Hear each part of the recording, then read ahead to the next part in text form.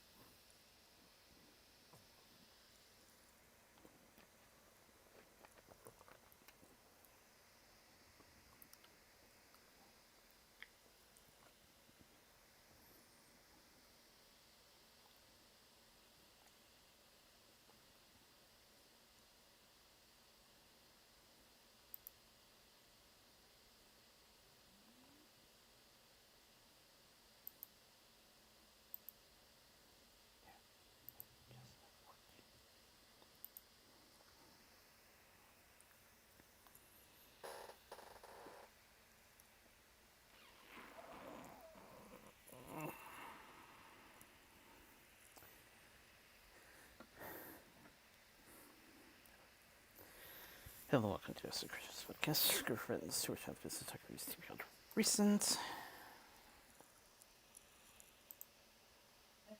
Yep. Yep. Another week of the show. Uh, I was actually supposed to have a thing for this week, but as usual, stuff came up. Yeah, I was gonna do an art stream today and use that recording for the podcast today, but yeah, my strength was needed to get the batteries out of the RV that's being sold tomorrow for because they needed to be recharged. Uh, so yeah, there went that plan. I mean, maybe tomorrow. Like, I need to go with for to help them move the RV tomorrow anyway. But it's like, we'll see. Let's see now what else. It was a long week. I worked on Monday.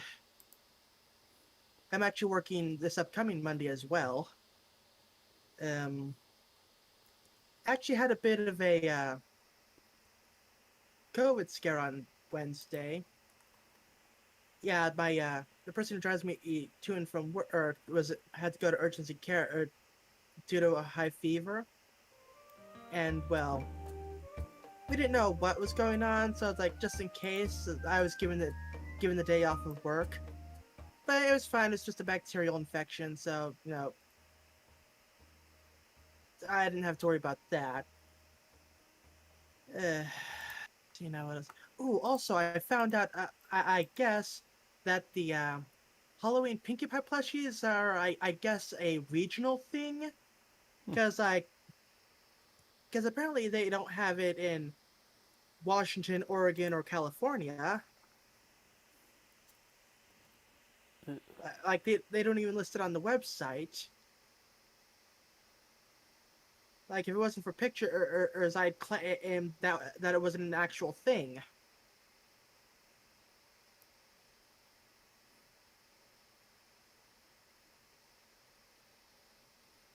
Because yeah, the people at Walmart haven't heard about it.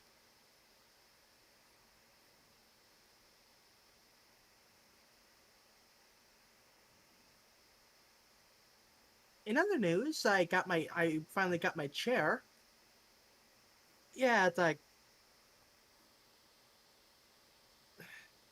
so they sent it to apartment F8 in, instead of where I was.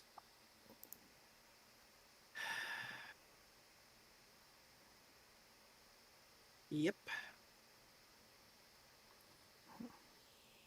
But yeah, I got it together, did a little video for it, which I'm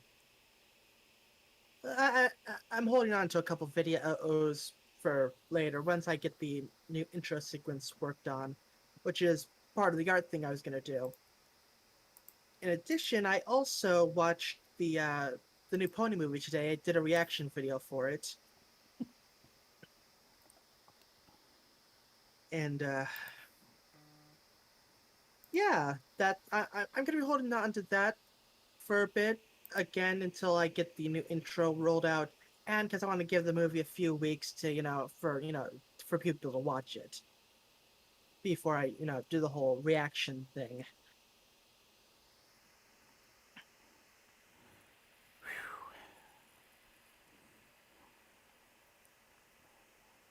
But initial thoughts, like very light, I liked it. Like decent characters, music was for the most part okay, and left a few questions unanswered for the new series to pick up.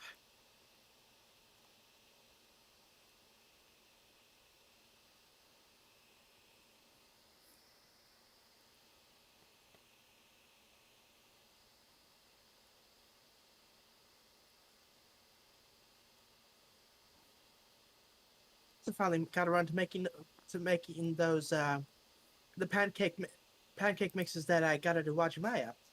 Actually had the pineapple coconut one today. Pretty good.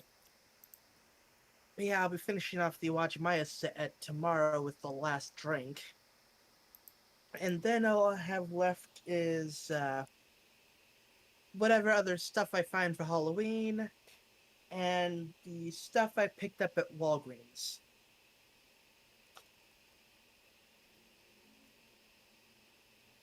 Uh, what else? Else?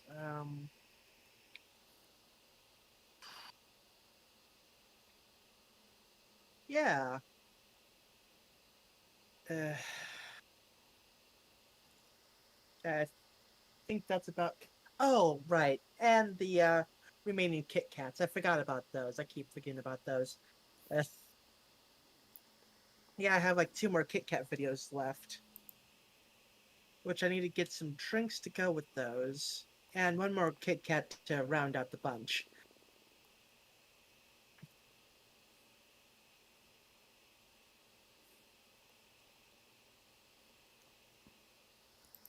Right. Uh, I also bought a game for PlayStation 4. The JoJo's Bizarre Adventure game was on sale for like $12, down from its usual $60 price point. So I figured, I've been meaning to get that game, and now is a good time as any.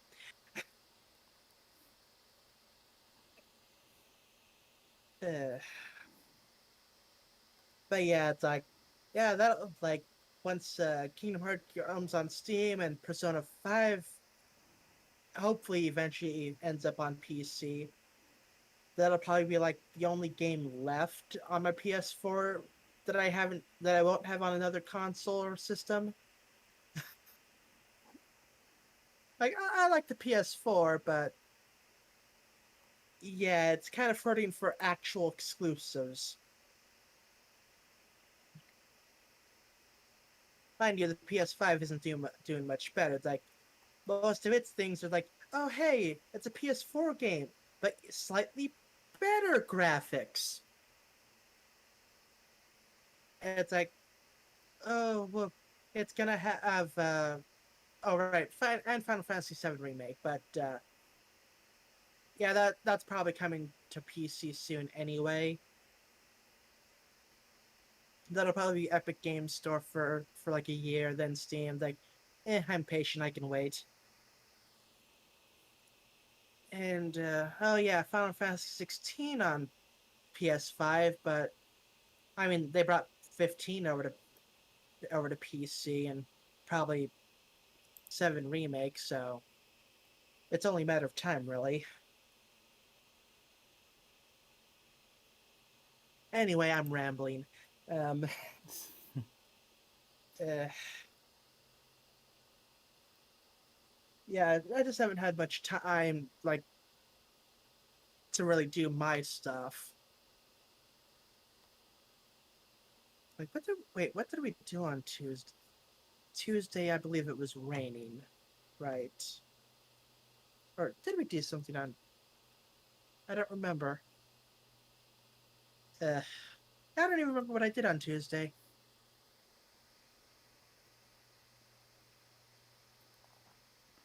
I think we kind of like just did some stuff around the house because I believe it was I believe it was raining those days.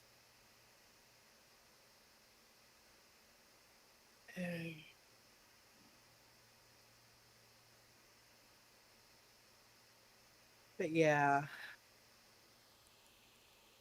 yeah, it's like one of the first things I did this morning was get the recording software up and start recording the reaction to the Pony movie. And it's like, and I got the main portion of that already set for editing. And I'm also gonna start doing some color correction on my videos. Turns out just adding like zero point 0.5 to the is it the gain or the tint or saturation or whatever definitely brightens up the color, but like in a normal way. So yeah, I'll be doing that on my videos going forward. Well, the videos that I haven't edited yet anyway. I still have like maybe a month or so worth of videos already set on the backlog. But yeah, I think that's it for my week. How was yours?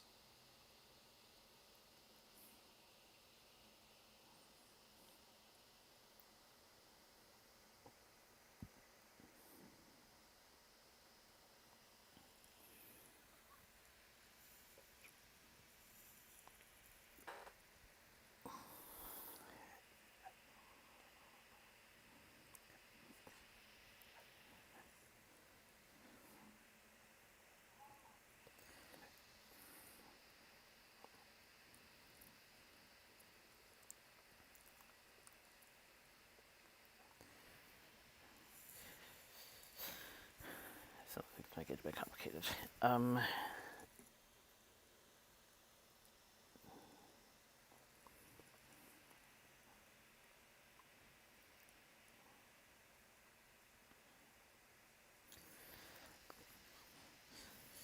Definitely going to have been a bit more chillaxed.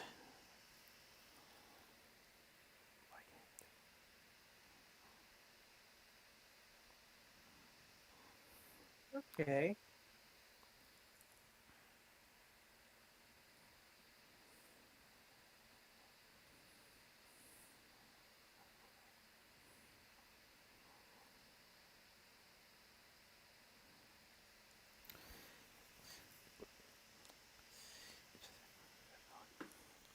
It's actually a bit strange. The last few weeks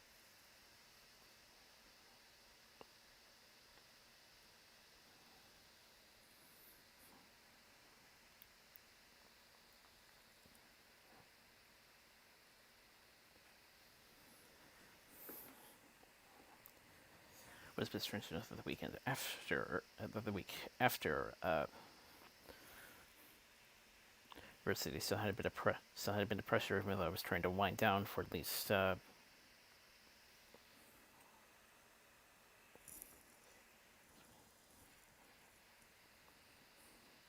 2 week 2 weeks approximate before my next big outing. Okay. Or maybe it's 3.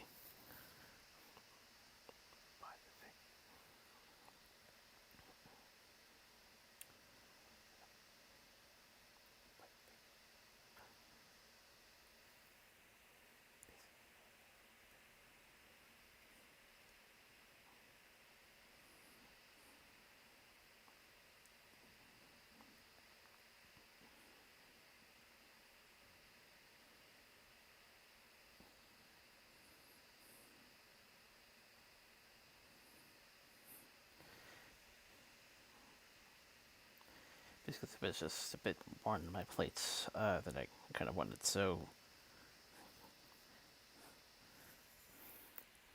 feels a bit better knowing that the last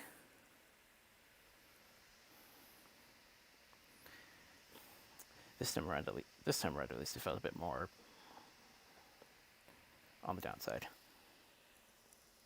Yeah.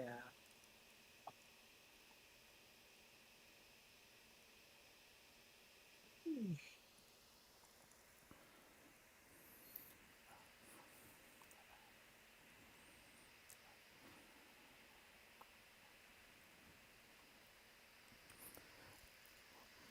Two other purchases came in related to stuff I used to check out from the library. Hmm.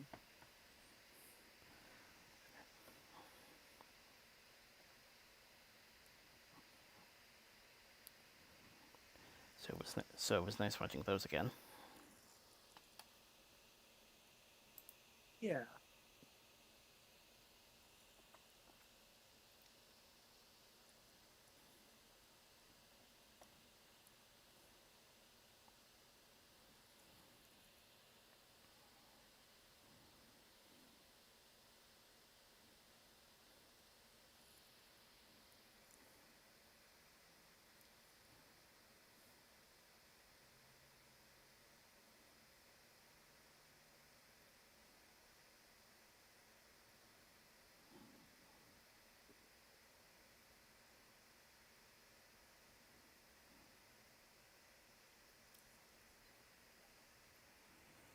though I did kind of have to put up with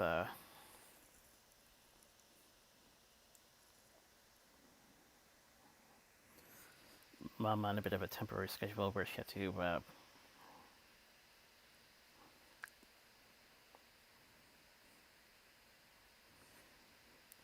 get up early, do some stuff for a niece. Yeah. I believe, yeah. I believe yesterday in particular was got the most of it.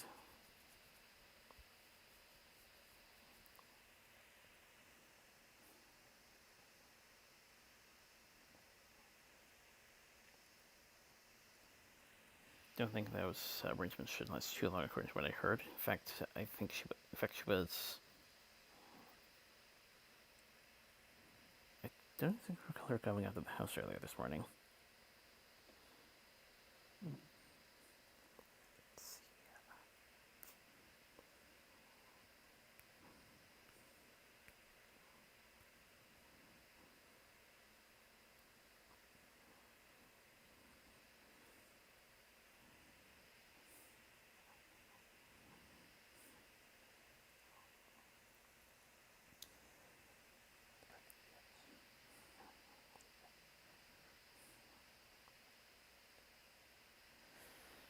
Yeah. But yeah, this will pretty much be the last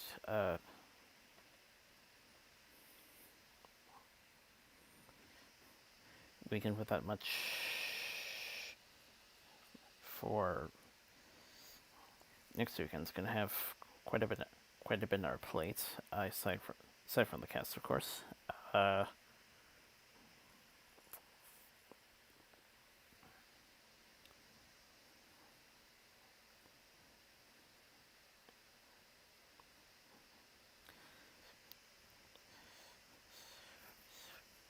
One part will be sort of rectifying how Riverdale went. Mm-hmm.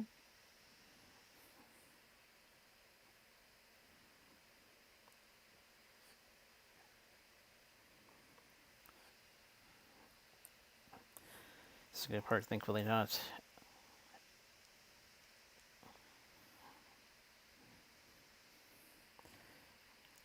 as technical needy as I expected, because last time I had to do something like do something like it. I had to get up get up early, and it was a long drive out.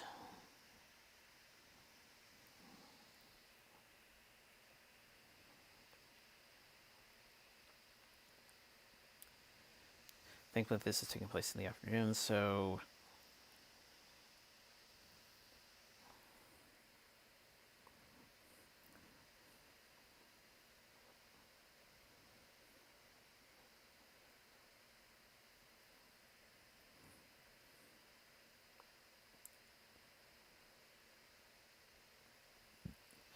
only the drive and certain guidelines will be the only concerns regarding it. Yeah.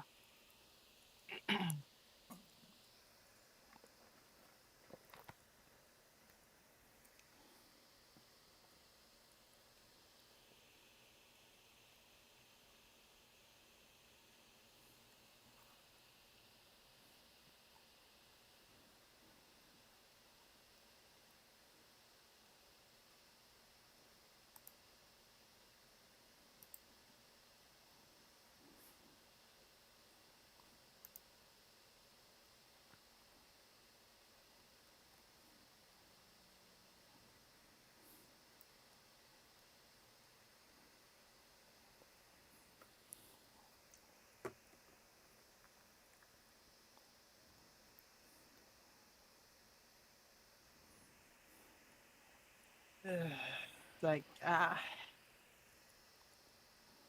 I'm tempted to get the Pinkie Pie plush on eBay. Like, because if it's not gonna be in this area, then I have no other choice.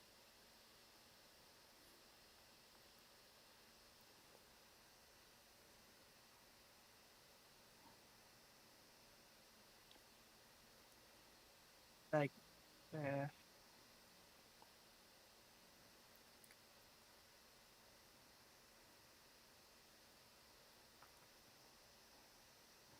need to think about that.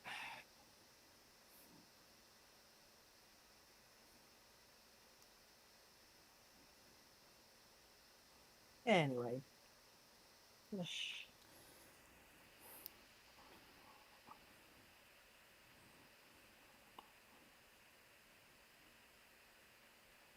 I see you're playing Ponytown.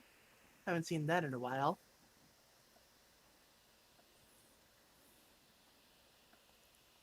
Nice. For me, it's kind of been a while too since I gave it a bit of a shot. Yeah.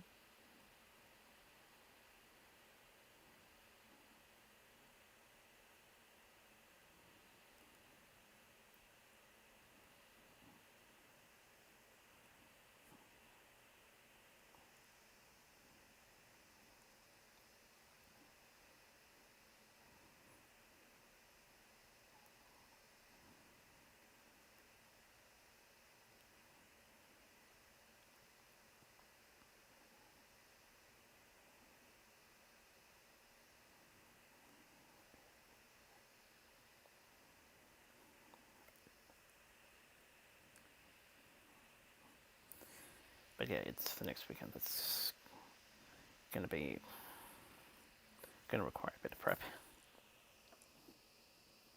Okay.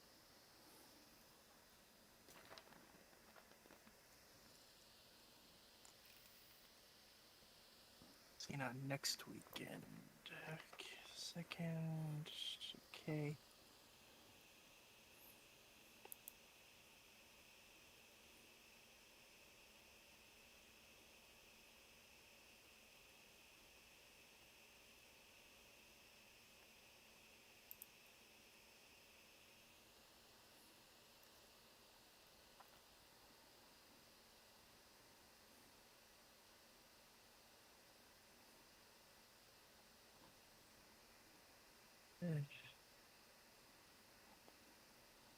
Yeah.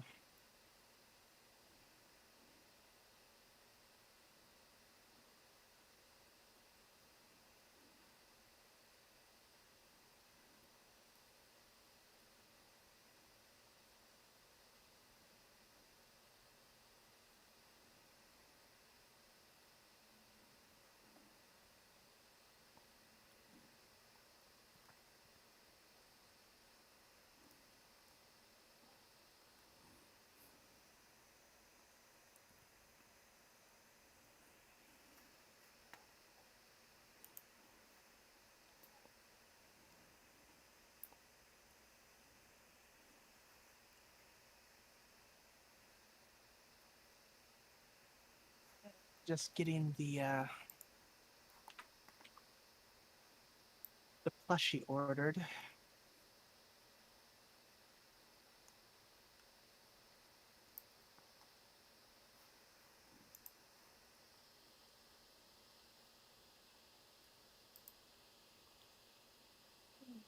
Yeah. Checking.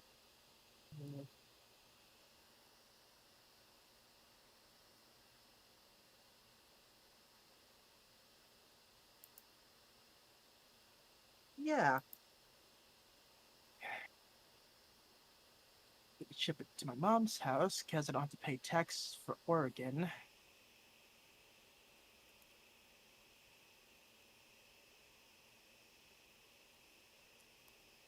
I mean, all things considered, are like 55 for like a 26-inch plushie. That's actually a decent sized plushie, all things considered.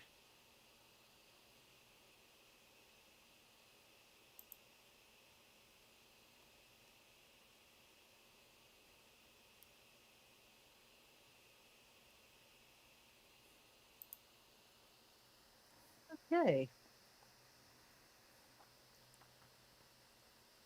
Now I don't have to like worry about searching for it anymore. Worrying about like, oh, what if I can't get it? Like,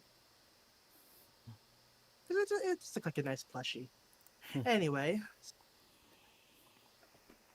I think my only concerns at this point regard DVD for DVD for DVD for. Well, aside from on that note at least, uh, DVD for, DVD for a internet show that DVD for an internet show I mentioned a while back. Been having a bit of player issue. Been having a bit of player issue. Been having a bit of player issues. Hopefully, but I have been talking with the producer, so hopefully that situation will be sorted out. okay, that's good.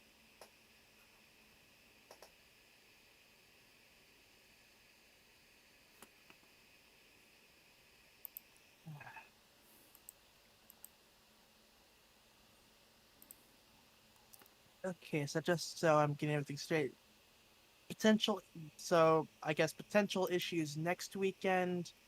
Weekend after that, theoretically should be fine. And then the weekend after that, I'm going on my trip, so I won't be available. Okay. So, yeah, okay. Er, got it.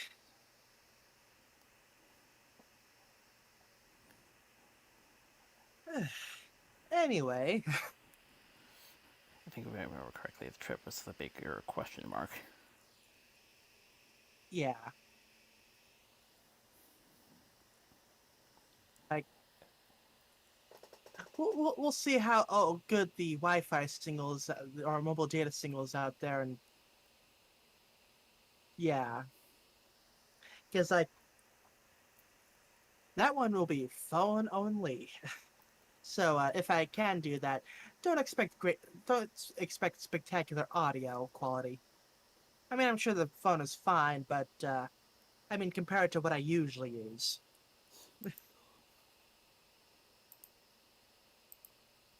and that's not if we're like doing something. For all I know, we could end up playing a game of Monopoly.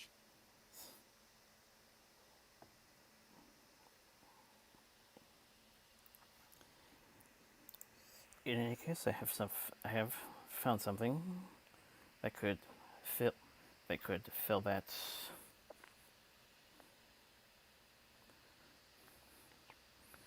particular space as opposed to what I was originally planning. So, as well as some of that down a bit. So, hopefully, shouldn't be too much of an issue. Okay. Thankfully, we have a lot of time to prepare for that. So yeah.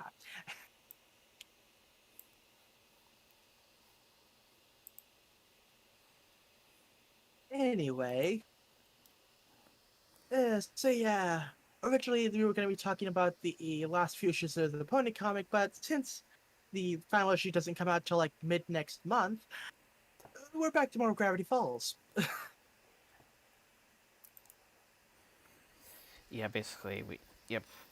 Okay. Basically, we looked at release date bits, but thankful, thankfully there, thankfully there was a decent reason as to why. Thankfully, there's a decent reason to kind of go back to at least to add an additional episode. Yeah. But yeah, episode season 2, episode 11, not what he seems. Like, yeah, that's not an ominous title at all.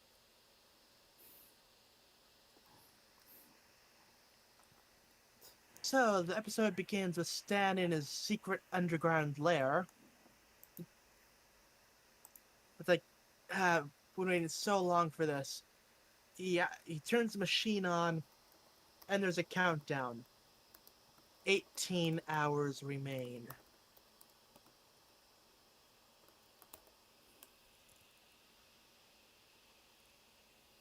Uh, but yeah, although there are a few bit of weird issues, such as gravity deciding to turn off for a bit, temporarily anyway. But okay, everything's on schedule, 18 hours, and it'll finally be done.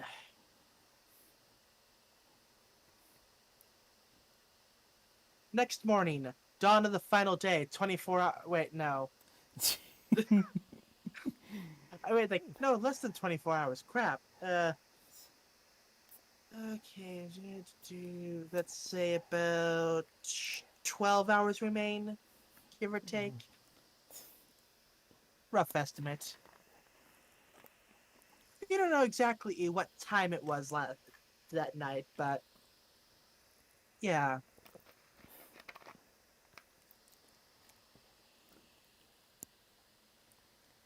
But yeah. So Mabel's really excited. Like she found something. As I like, it's gonna be amazing. So she found a bunch of fireworks, like high quality fireworks. I was like, ooh, set them all off. But then Stan shows up, like, oh no, you're not gonna be setting off those fireworks. And after he said that, I was like, not without me. And then Stan said exactly that. It's like, I know Stan so well.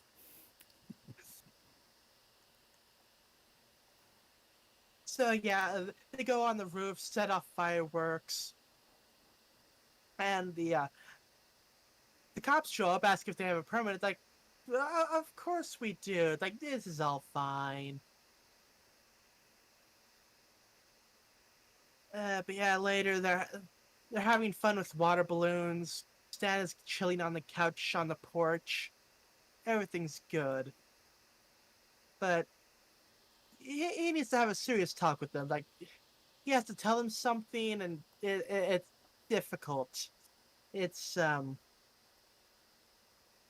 yeah, just gonna go get a drink. I'll be right back. Not me. It's like Stan. Yeah.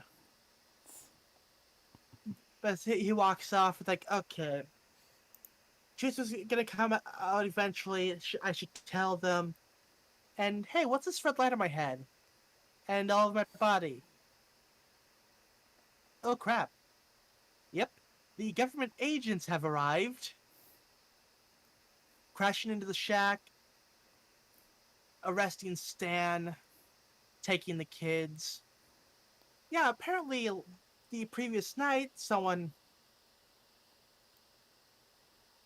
stole like some dangerous waste, and like they definitely think Stan did it.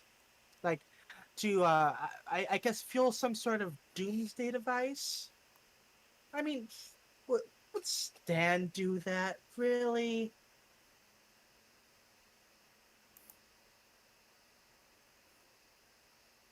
But yeah, like the kids ain't buying it, but they have no say in the matter. So so Stan gets dragged off. The kids are in another van. Wendy shows up to the shack for work, sees what's going on, and it's basically like, nope, just walk away.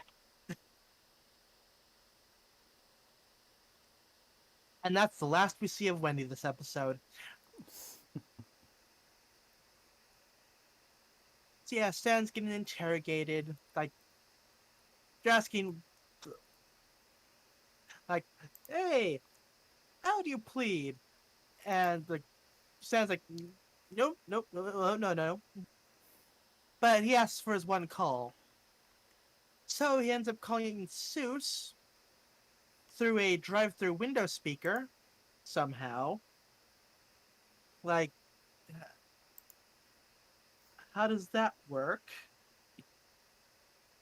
Anyway, Stan tells Seuss to guard the vending machine. Don't let anyone touch it. And yeah, Seuss is on this.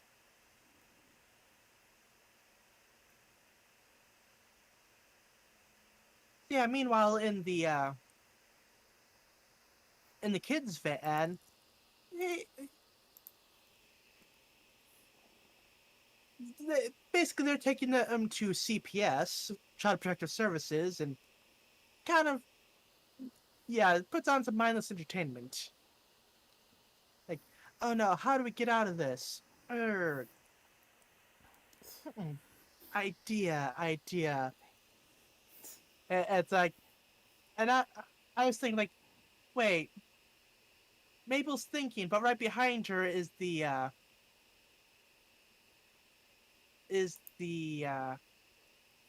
thing you pull on to unlock the door.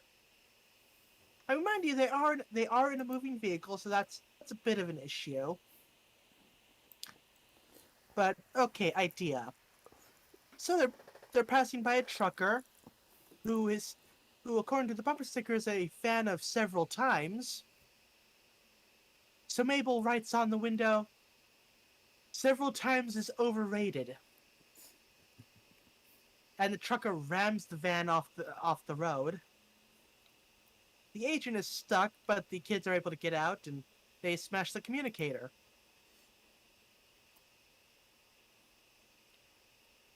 So they'll have to go back to the shack to try to clear Stan's name by checking the video footage, because security cameras and all that. But as they start walking away, the agent starts talking to Dipper, talking about like yeah, Stan's like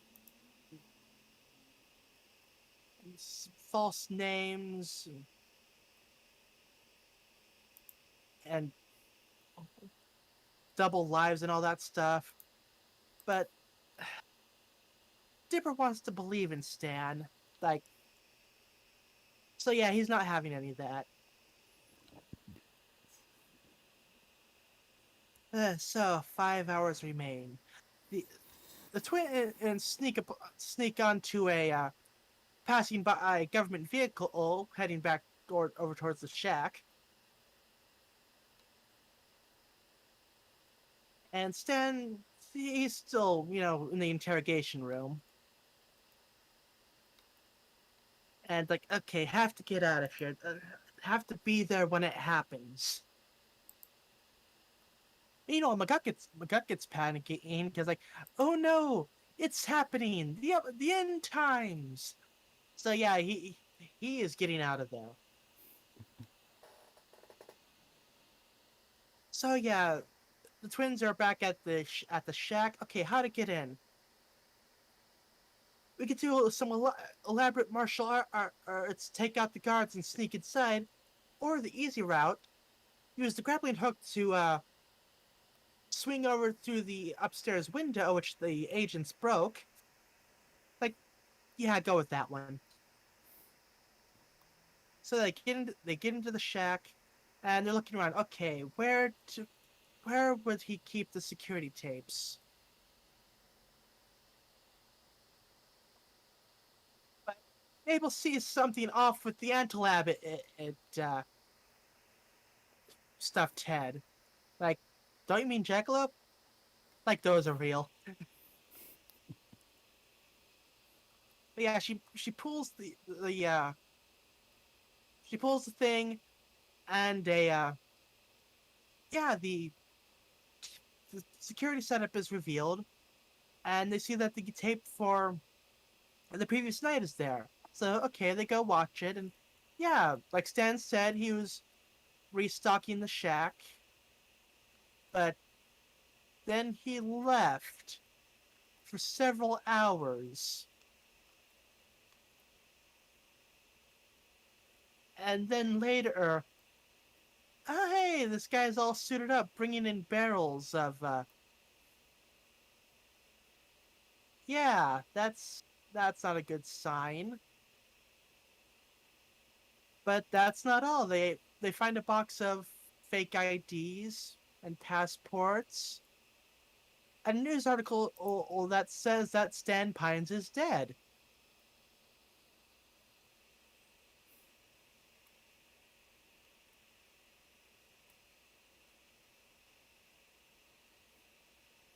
And yeah, so apparently Stan isn't who he says he is. So yeah, that's not good. But they also find a basically the cheat sheet for the hidden the hidden lair security. Basically, the code for the vending machine. Like, okay, that's where we're gonna find answers.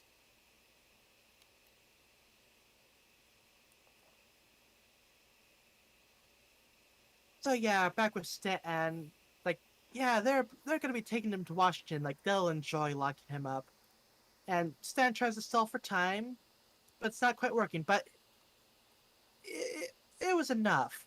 And another gravity anomaly happens, causing everyone to float up.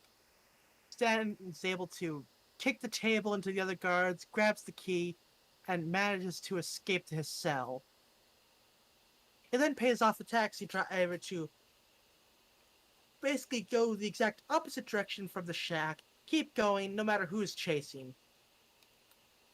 Basically, he is making them think he took the taxi to yeah, they took the taxi to escape. Really, he's just hiding. Uh, he's just hiding behind a car. So yeah, back at the shack, the agents there are alerted like, okay, he got out, he's on the loose. There's a chase happening. Go, go, go! And finally, Seuss shows up to guard the vending machine. And yeah, Dipper tells him like, okay, we need to get to the vending machine. There's something there. But no, Stan told him to guard the vending machine, and he's gonna do that. So they have a brief fight, kind of, a little bit.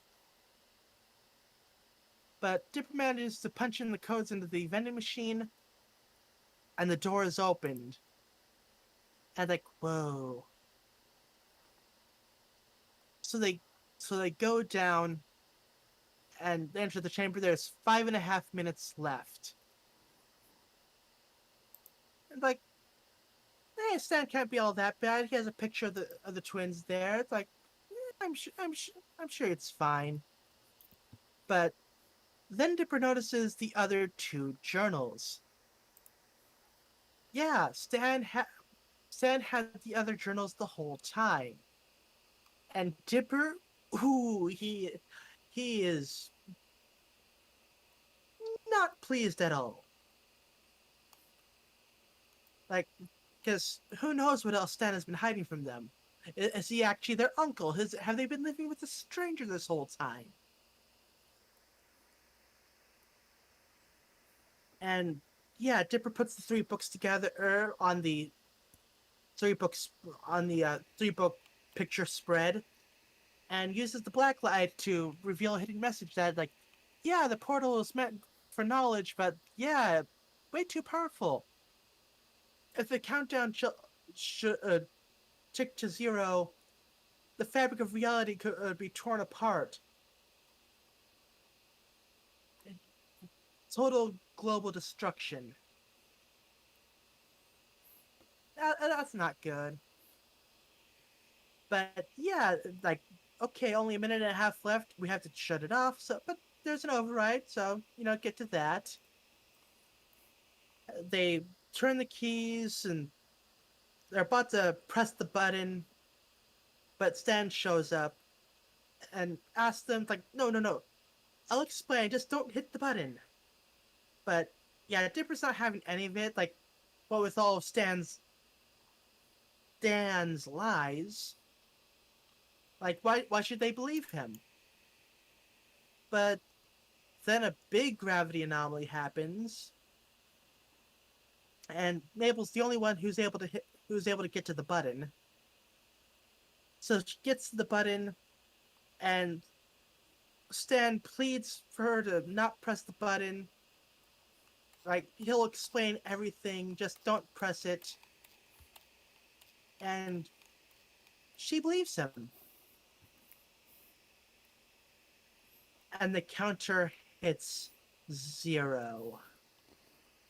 The room fills with a blinding light. gravity is just like not having any of it in this town. But things settle back down. Like, okay, good. World not destroyed. That's great. But yeah, the portal seems to have stabilized, and out comes a mysterious figure who grabs the book and puts it into a oddly specific sized pocket in his coat. When Dipper asks who it is, Stan reveals that it's that mysterious figure is the author of the book, Stan's brother. Dun dun dun. And as the credits roll, we see two children just sitting on a swing set at a beach. No words said, just the sound of the waves as time passes.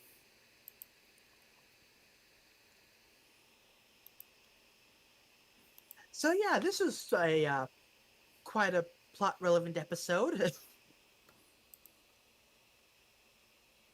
It's like, yeah, it turns out Stan isn't quite who he says he is.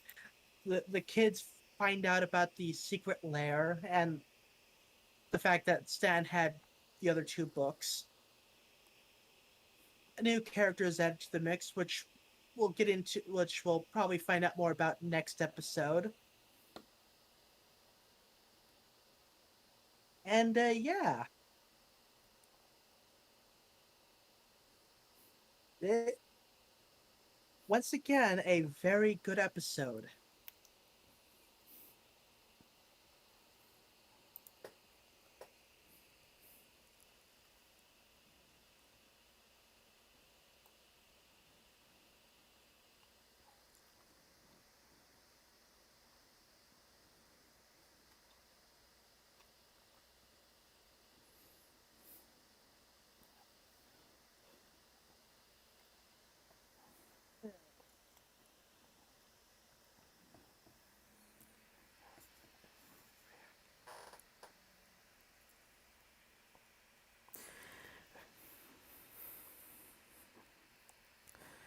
I must say, though, the place they were escorted into, I was like, you could find their parents, contact them, and just send them home.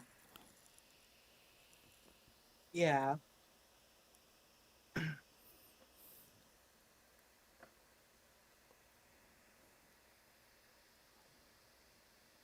that is fair. Although, since Stan was supposedly their uncle, it's possible they could be investigating their parents as well.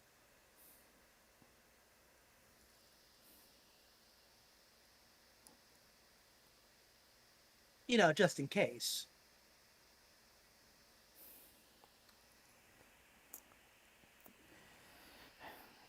That's a fair point.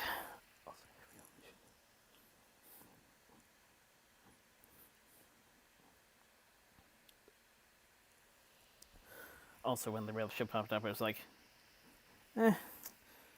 still better than Jersey Shore. Yeah.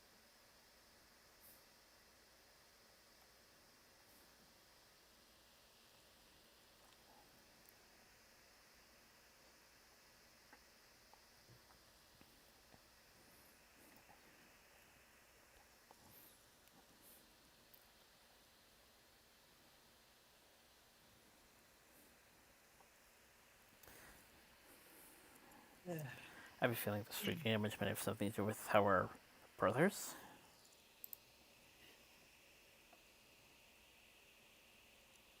Yeah.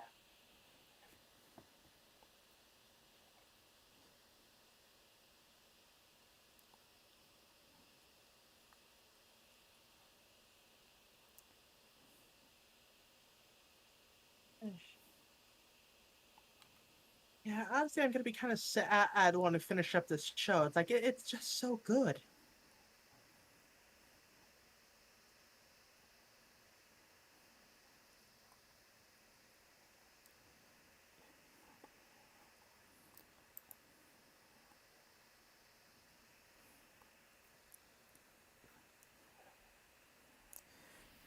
If what I heard is true, though, they should bookend it in a good way. Yeah,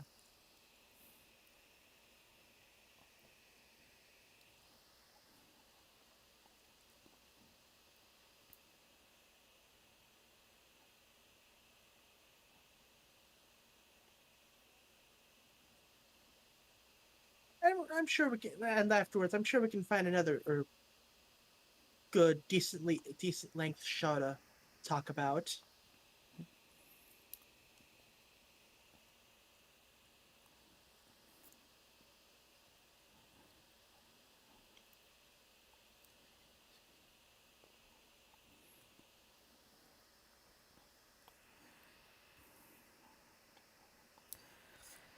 Second time I see Offerman's name listed.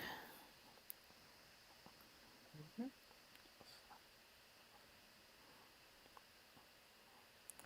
Also, we got the Monshevs, both KMR and the brother chap.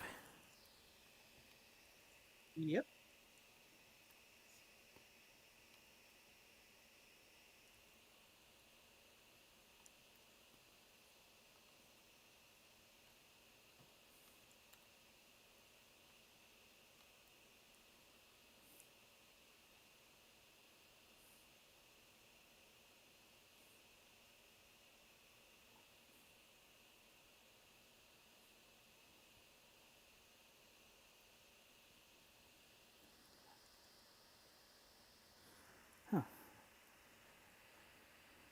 Most viewed Disney XD premiere, Breaking the Gulf War.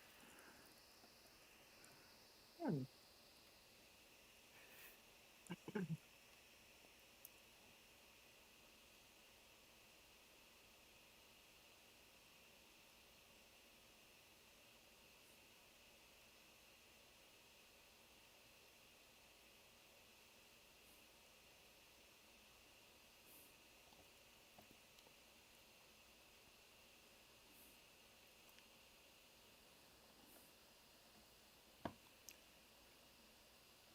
And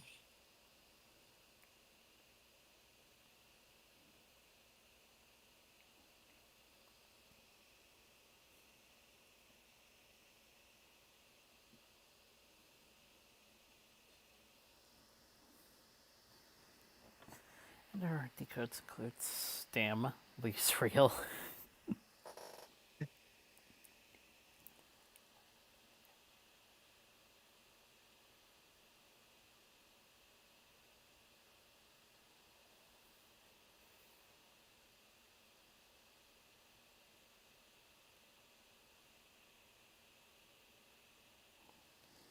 Wait, wait, this sort of stuff.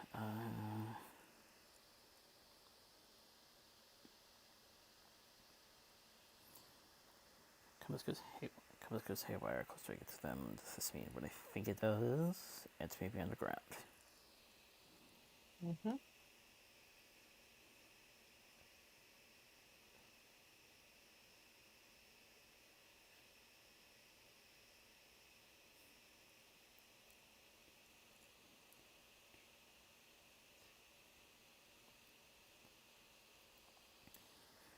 Goofament.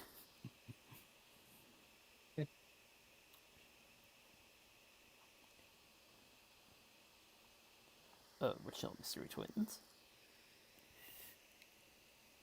Yep.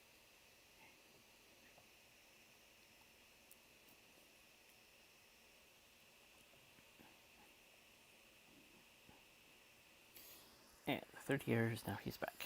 Mystery in the Mystery Shack.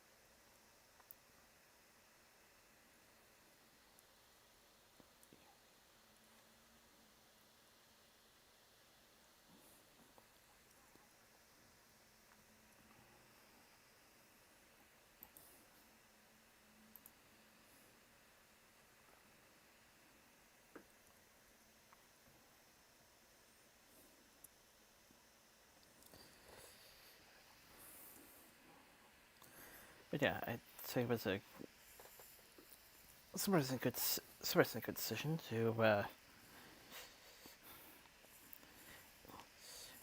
add add another add another add another episode before we take another pause.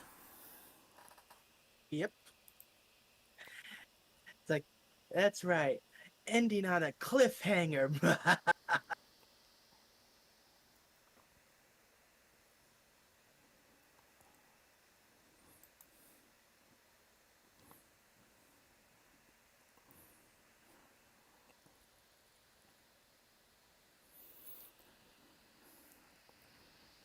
On this one though, you don't quite sweat as much. Yeah.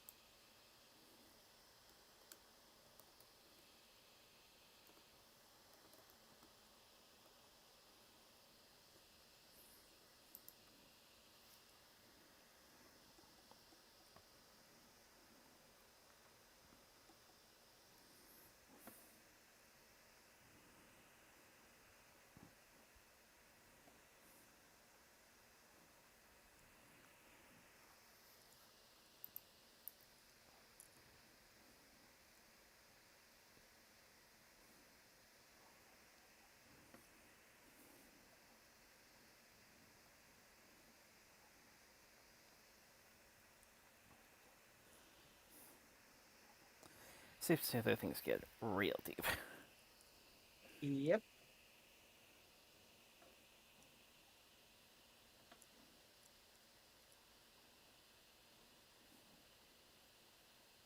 Uh, yeah, I'm gonna enjoy seeing where this goes.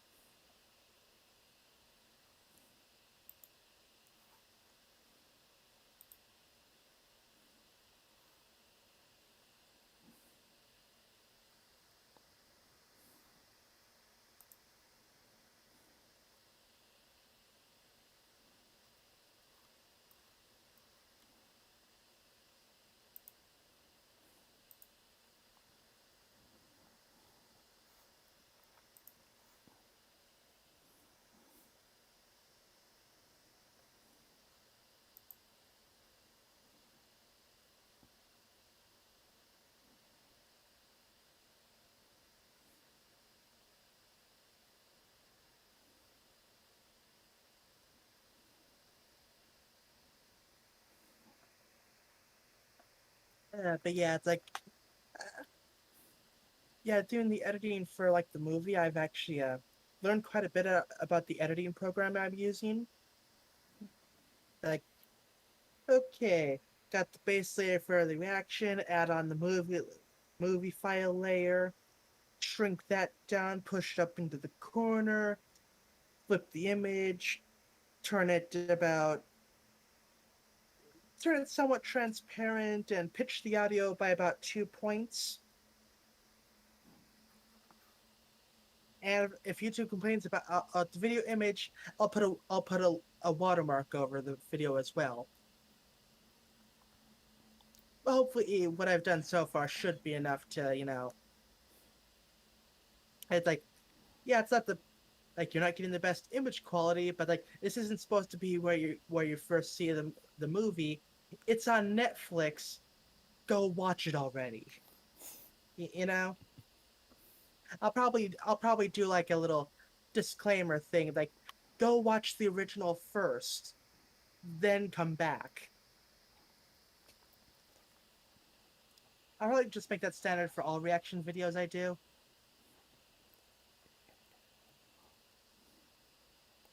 But yeah, and then of course I like actually went into the visual effects, like ooh, color correction.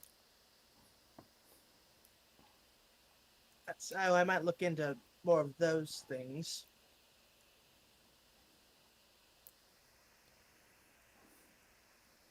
But yeah, like I said, I want to do my new intro first. Like I'm gonna be doing a little animated thing. I got I was kind of ambitious at first, but then I decided to pull things back a bit. Like, okay, no waving field of grass. That'd be a bit too complicated. But I'll still do like the main effect I was going for, and maybe a slowly moving cloud for like motion stuff. But yeah, gonna be doing that frame by frame. I'm thinking I might actually draw the actual objects first, so I have like the base thing to go with, and then add those in for the main thing later, and then move them into place.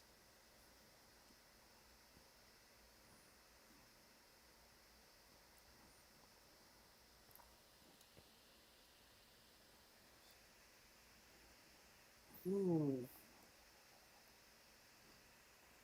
there's an idea. Have the cloud slowly move away to reveal the moon behind it. There's an idea. Okay, shouldn't get too ambitious, but that one should be simpler to pull off. I just need the cloud layer to be above the moon layer and gradually move the cloud away. That should be simple to do.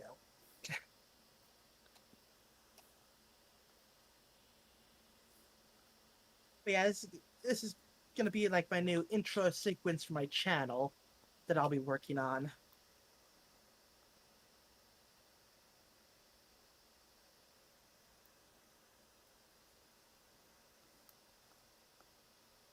Like the one I've used so far has been decent, but like I want to branch out, do something a bit more fancy, and maybe I should do a special ending thing too, so that I can retire the current music setup, just so like get something properly royalty free, so I don't have to. Actually, YouTube has a set of free music you can use, so I might do that. That way, I don't have to keep putting the whole oh and intro and outro music is this by this from this place. You know?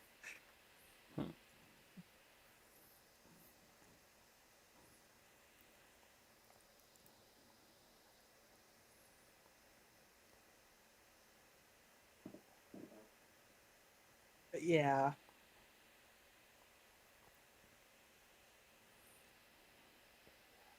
Yeah, that was what I was planning on doing today.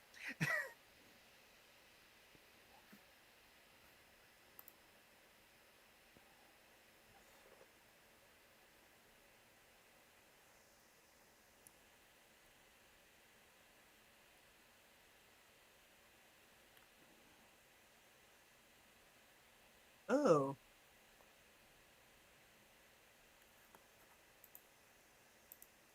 yeah, I just noticed the last thing you put up on the news thing. It's like, ooh, yeah. Oh, Actually, kind of have a personal note on that one when we get to that. Well, not really personal, but it's like it is kind of relevant to the weekend plans. huh. But we'll get to that. Yeah, I just noticed it there. It's like, ooh, oh, I heard about that. Ooh,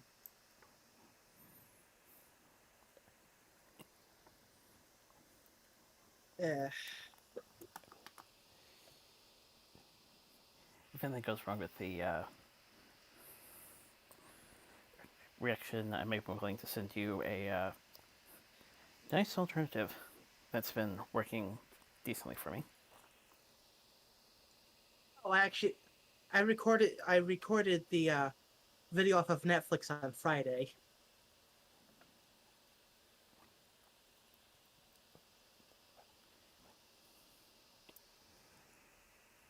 I was talking the YouTube about YouTube and the reaction thing, and Oh, okay, yeah, if you can't get it up on YouTube, I'd be willing to send you a alternative. that's fair.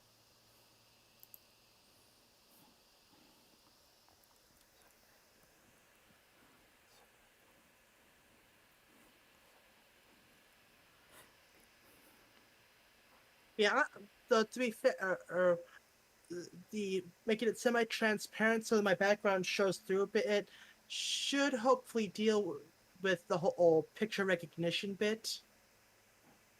That and being flipped.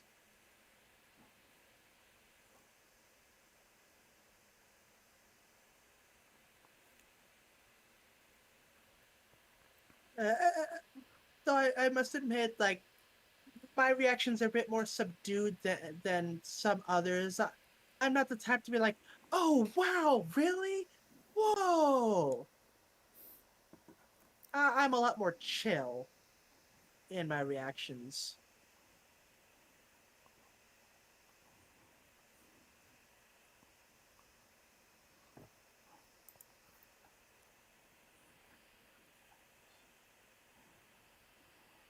Speaking of which, at some point I should do a if I laugh the video ends type of video.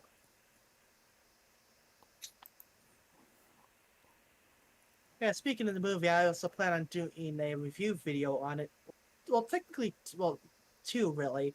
One, a basic overview and my general thoughts, and the other one being the spoiler review video, as well as maybe doing a ranking for the songs of the movie.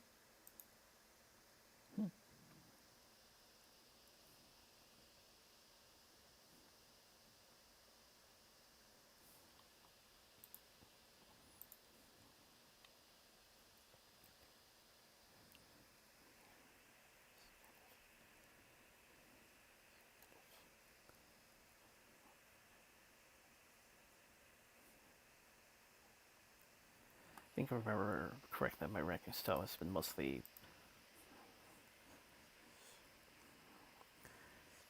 middle of the road, only getting up there when it's necessary.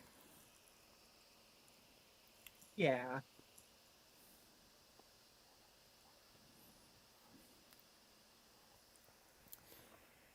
but yeah, I think I really want to ramp up video production.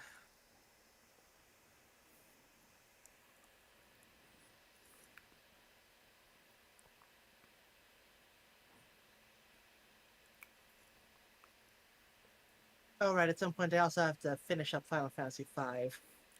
I mean, it's like, yeah, I know it's not going up on my channel, but I kind of feel obligated to, see it through. Yeah.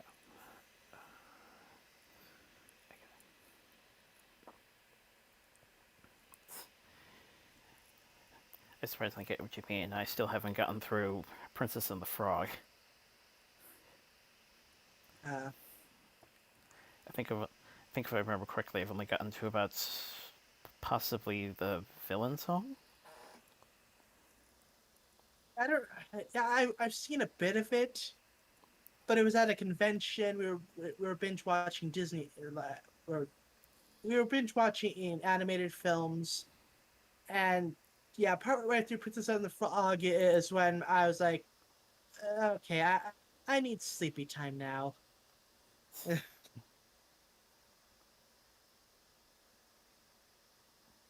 Ooh, that was like the first. What movie was it?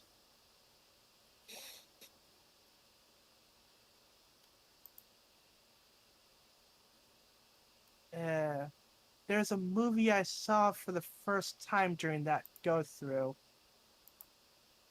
Uh,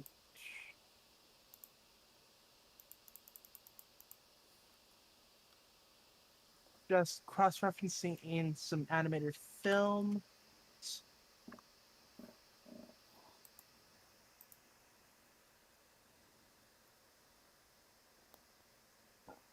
Uh, 2010s. Do.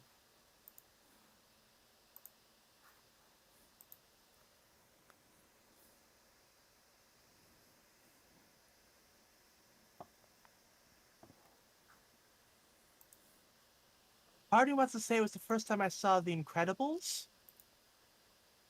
but that could be wrong. Although considering I can't find anything else that rings a bell, I think it was The Incredibles that I saw for the first time that night.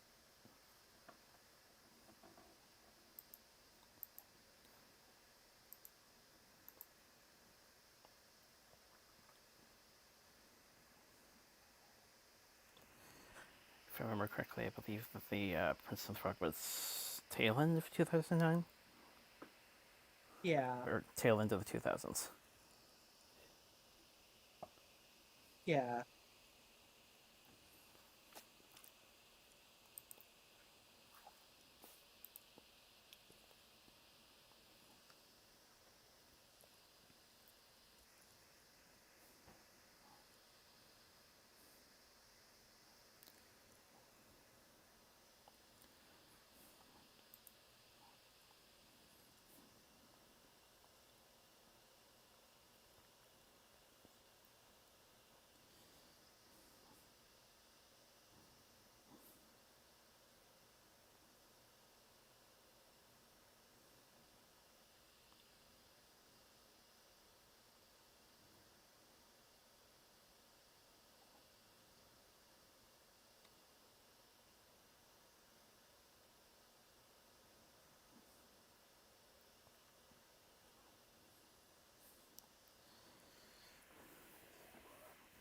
Let's see what we got to release.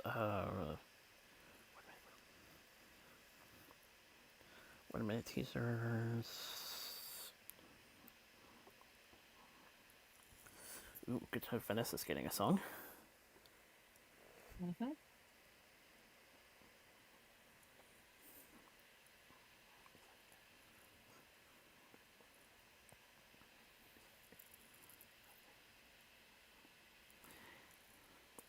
It's like I've seen her before. I know she's that talented. Yeah.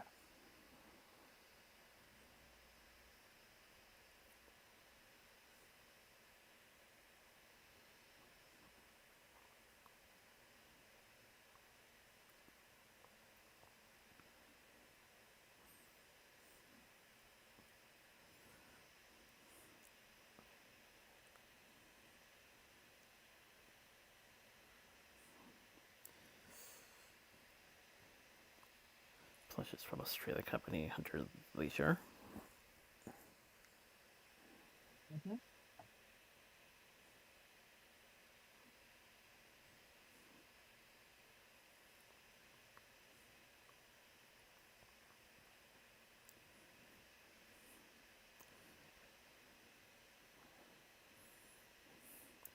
More images, one more trailer.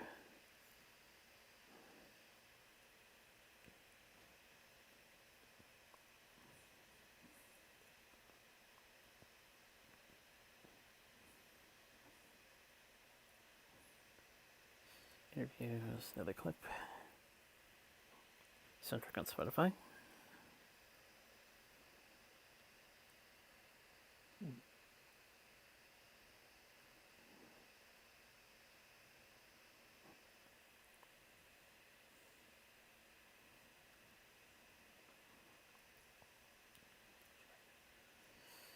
Two more characters.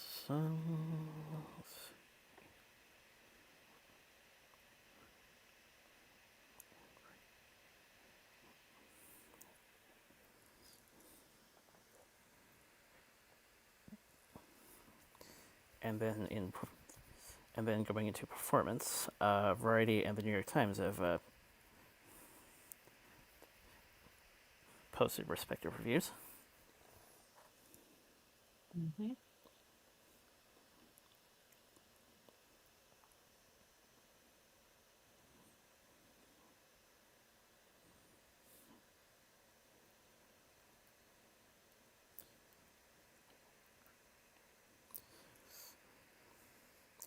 Ratings so far have been pretty good. Fifth most streamed film on the fifth most streamed film on Netflix in the States.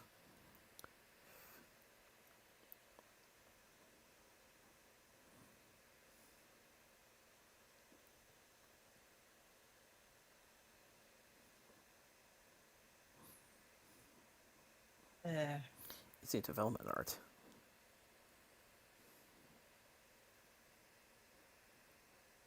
yeah, I definitely rated like maybe not as high as the other Pony movie, but higher than the entirety of Pony Life at the very least.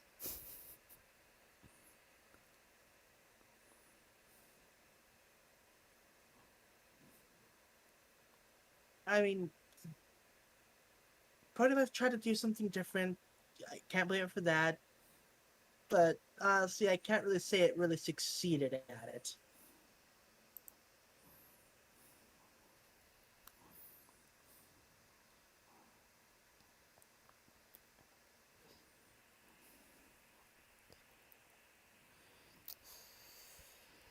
I'm gonna know this. I'm gonna know this is a bit of a. I might get some comments for this, but I have a feeling that at least that and TTG are better than the another reboot that I've talked about earlier. No.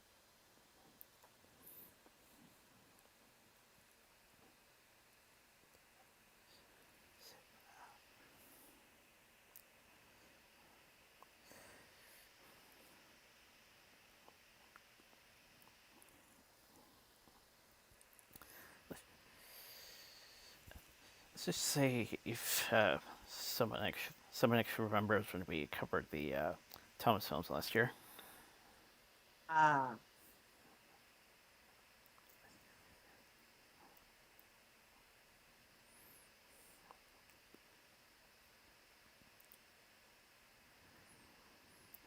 Let's just say that, as a lot of people have expected,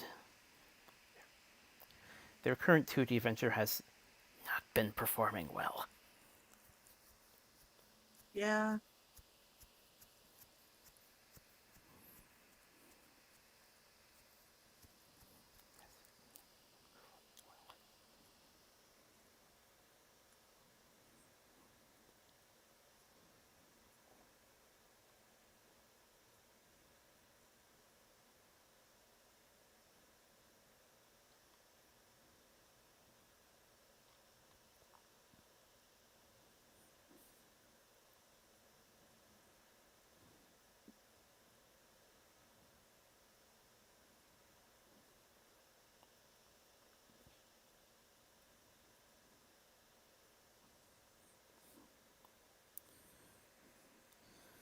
National Gallery got some paintings, which are now online.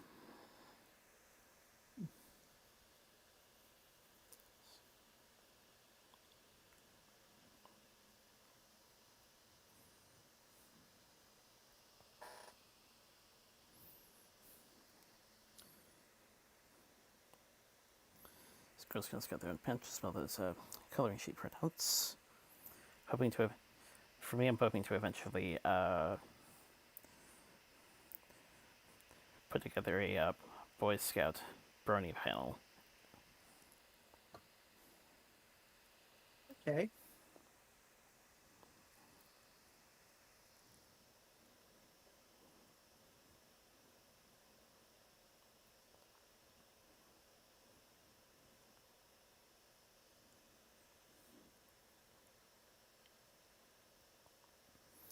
G5 profile picture options.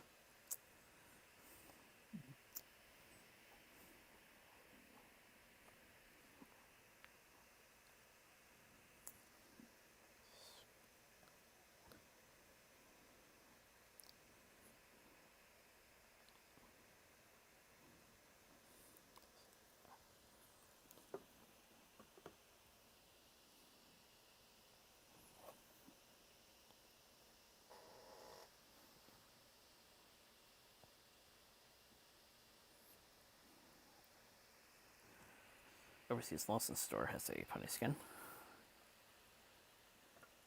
Hmm.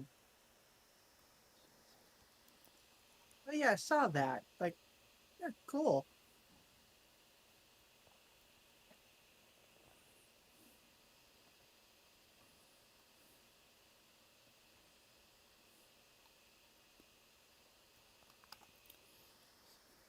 Ashton Sanders, a trade block friendly, not covering reading Houston by pick.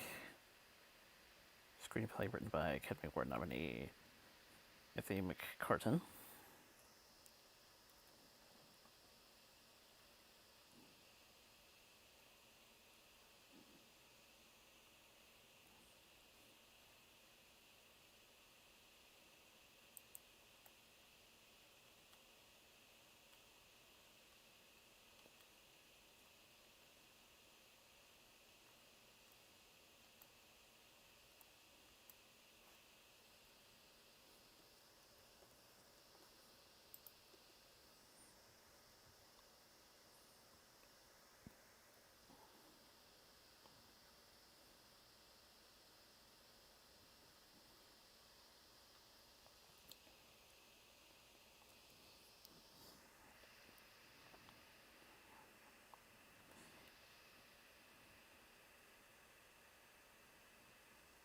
And we remember Michelle Cole. Can we see next in Canada Forever?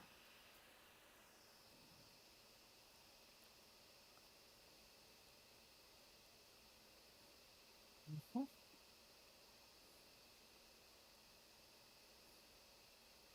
The final trailer for Halloween Kills has been released,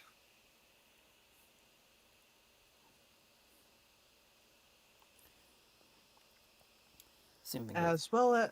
Oh, go ahead. Same goes for the UK posters for Last Night in Soho. I was just about to say that, but yeah.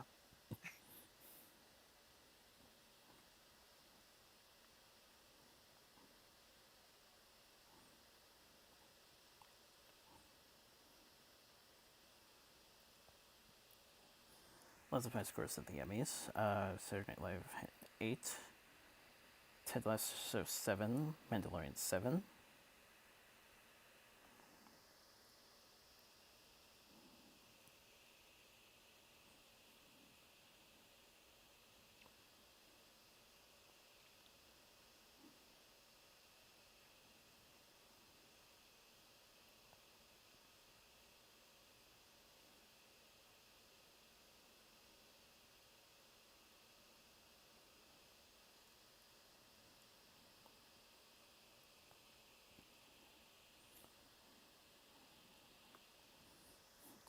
Topher Grace offered a bit of a tease to Spider-Man No Way Home.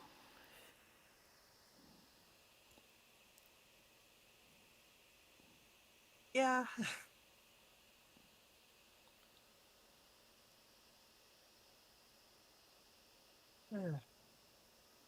The OG Star Wars trilogy editor, Marcia Lucas, was furious after watching the Disney sequels. Quote, Kathy Kennedy and J.J. Abrams don't have a clue about Star Wars. They don't get it. Like, ooh, harsh words.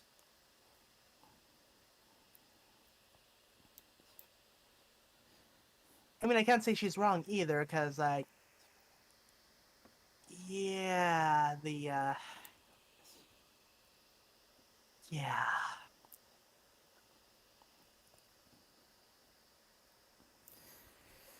Kind of typical.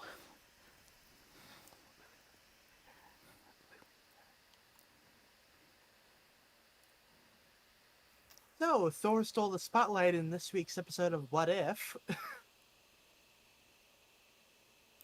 Like, I haven't watched it yet, but I have heard about it, and sounds like it was a complete and total blast. Like, I'm sure I'm gonna enjoy myself when I get around to watching it.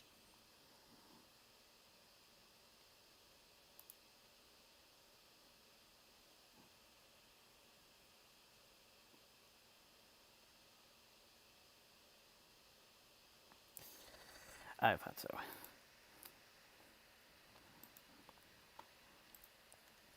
Just need to check a bit of effect, and yeah, her husband pretty much had the same reaction.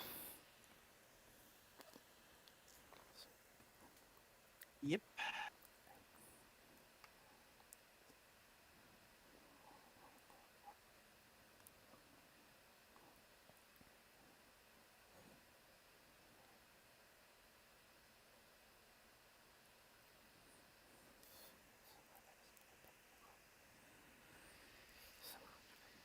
Some point I was kind of begging the question as to whether they would want to try reclaim or something. Yeah.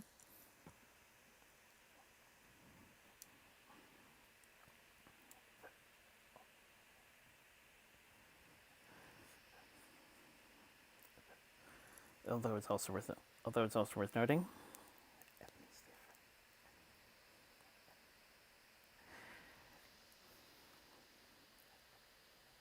at least effects behind the scenes wise were balanced out.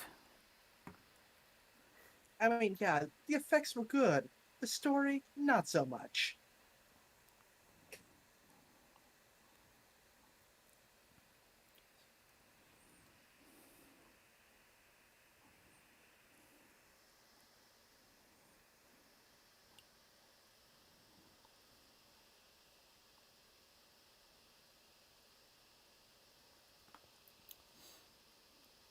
Druckmann listed as one of the directors for the HBO Last of Us show. Hmm, neat.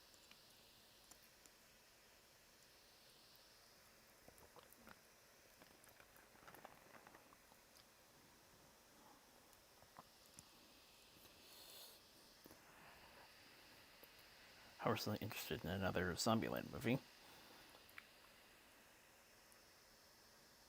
Secretly wonderful, fun, amazingly fun group of people. Yeah, I saw the first Zombieland film. Like that was a fun time. I haven't seen the sequel yet.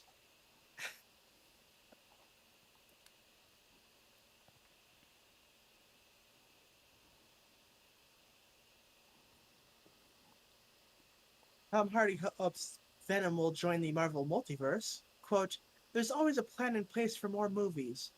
We are always looking to campaign to play with all the brothers and sisters who are out there.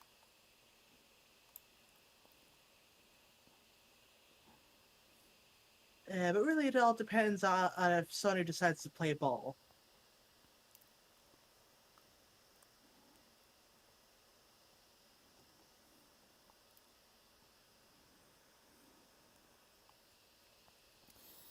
Yes, of course.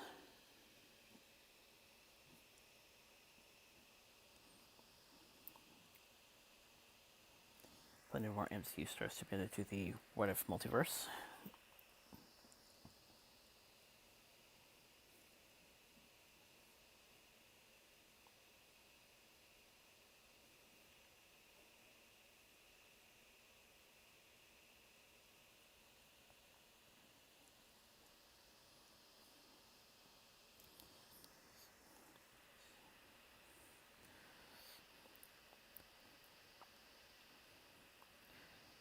So I guess brings up the suggestion it might be sometime before Venom meets Spidey in in any conceivable way. Still more to unpack in Venomverse before we get there.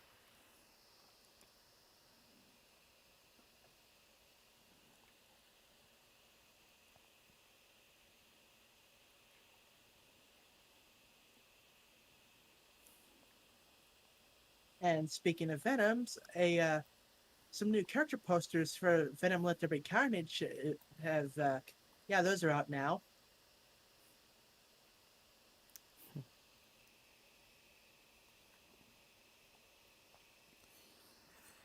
Dune expressed opening expectations internationally. 36.8 million over 24 markets. And with a 90% rating on RT, hopes for the sequel are alive. Yeah.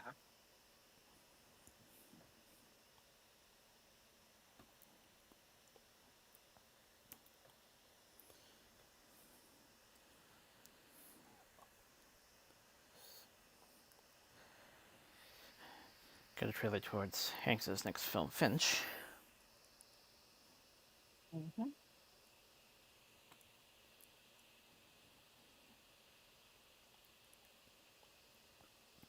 Large thread here, but first look at Peacemaker also. Yeah.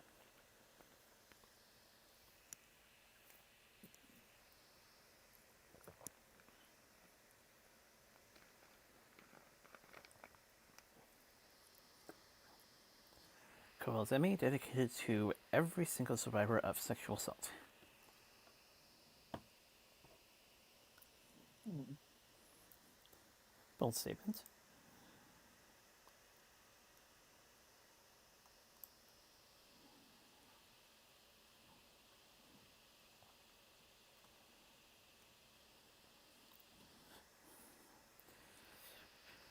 Got some promises from McGregor saying his Kenobi series will not disappoint.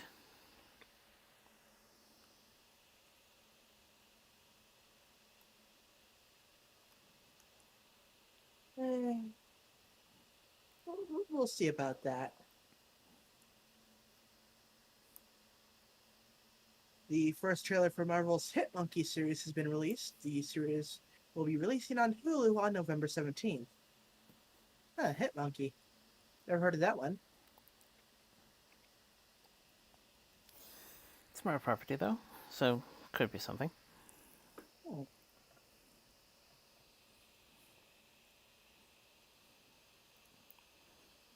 Also in first trailers, one for Joe Cohen's Tragic Macbeth, featuring Denzel Washington and Frances McDormand. Hmm.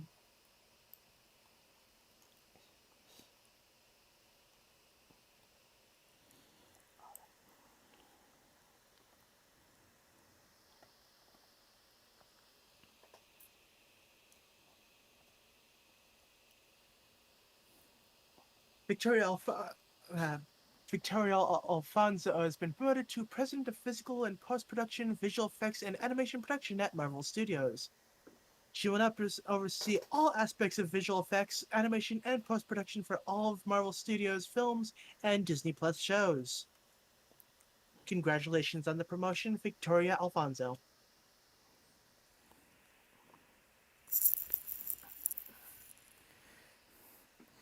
Definitely need to keep a close eye on how this shift will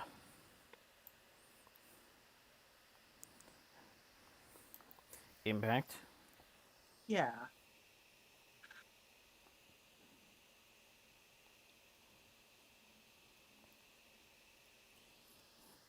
Purge created a Monica Ortiz new horror project with Peter Davidson. This is the night of the cinema.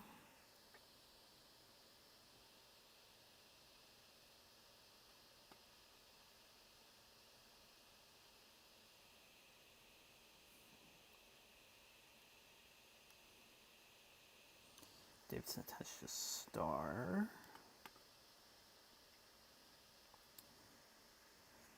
Fellow Staten Islander.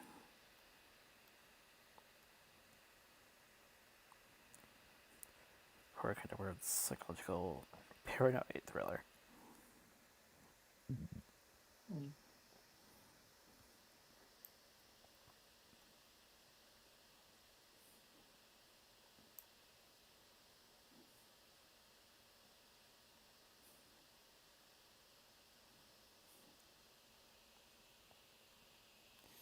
Amazing Spider-Man limited edition collection of Blu-ray currently on sale. Mm.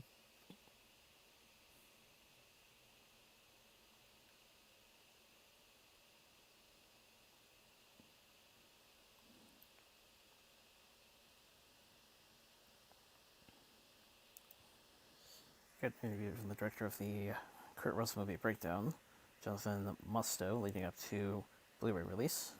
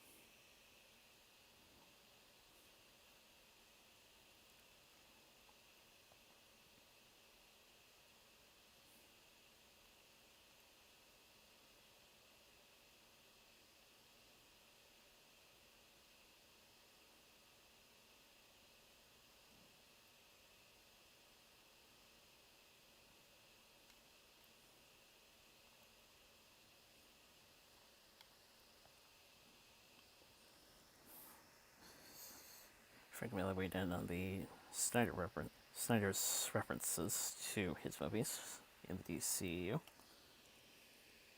Uh,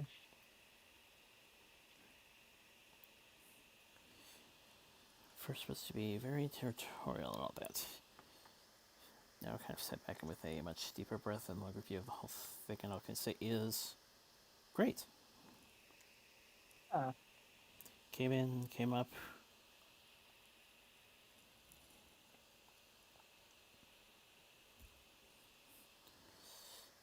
with Dark Knight Returns, and basically it was a big splash I made. Started whole career going since I've seen two fields collaborate back and forth.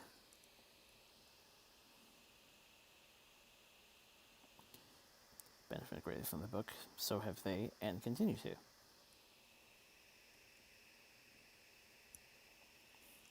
Healthy relationship.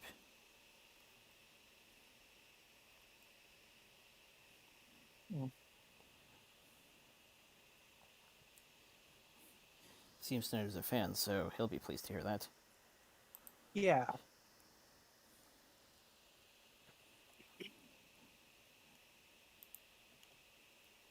We now have character posters of Jodie Corner or Comer. Sorry, it's like is it a M or like yeah, Jodie Comer, Matt Damon, Ben Affleck, and Adam Driver in Ridley Scott's The Last Duel.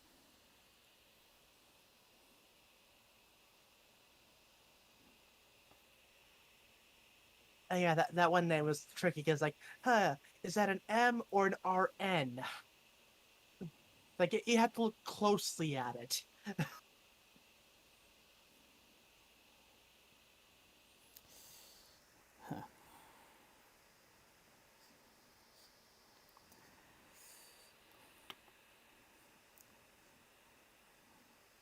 Steinfeld 2.6 in Arcane, the League of Legends Netflix series.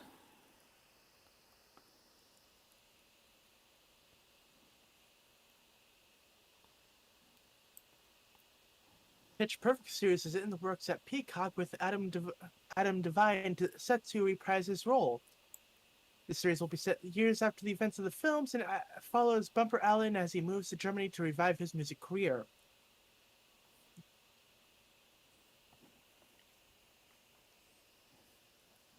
I think I remember hearing about this movie. I think I read something about like, was it the main guy? I signed on thinking it was going to be a movie about baseball.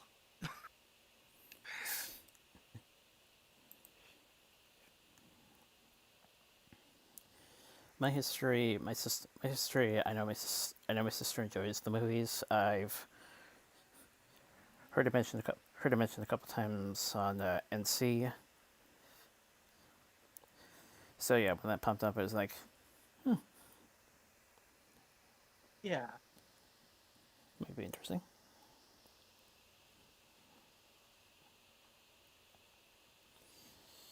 Tessa Thompson and Ruth Negga star in the first trailer for Rebecca Hall's directorial debut, Passing. The film releases on Netflix on November 10th. There was something about the presentation of that that made me think,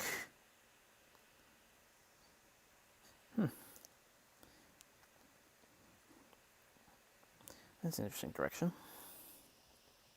Yeah. Rebecca Hall.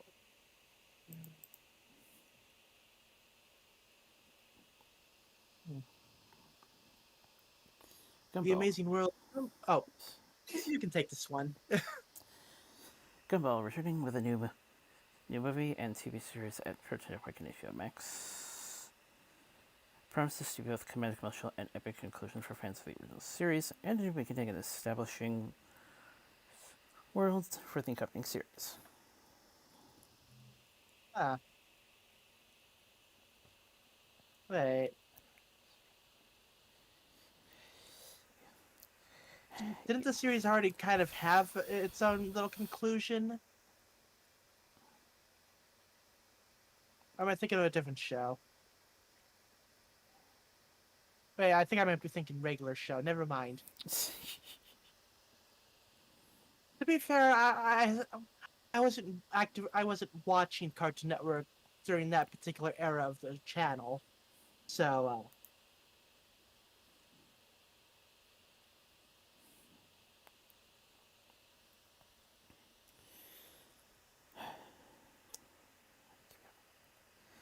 I really keep having problems with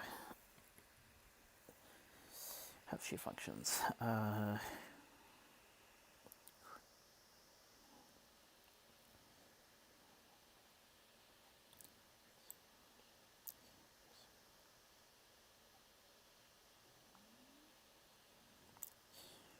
Craig had been controversy with his statements, questioning whether women should be bonds, whether should be part just as good, but not exactly bonds that women can play. Should be better parts for women and actors of color. like, okay, I kind of sort of get what he's saying. Yeah, you, you could cast a woman as I don't know Jane Bond, but like a lot of people say like, oh, it's just like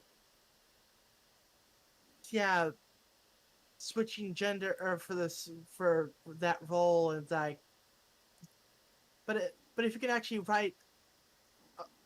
really write a good female or person of color character, and if you write well, that that could branch off into like the whole other films. Like how should I put it?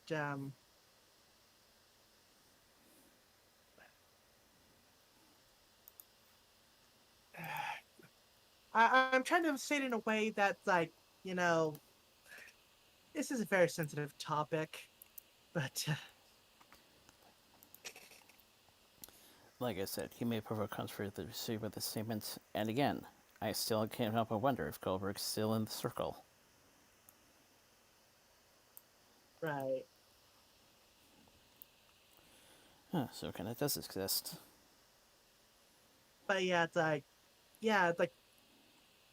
write parts that aren't just throwaway parts. Like have the characters be meaningful and well written. because uh,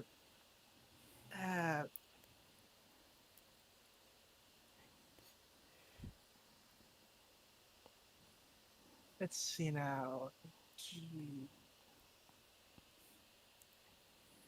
um, okay, wiki spin-offs, media spin-offs. Like I'm trying to pull up a good example.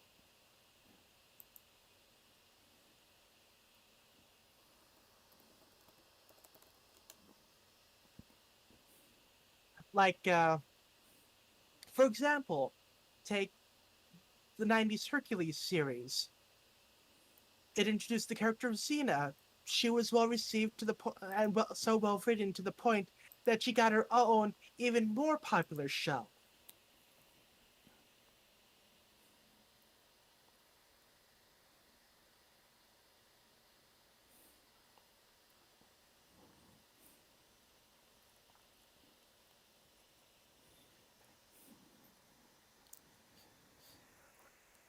Why am I not getting a possibility of something similar to the 2016 Ghostbusters movie? Which, by the way, there will be something about that later.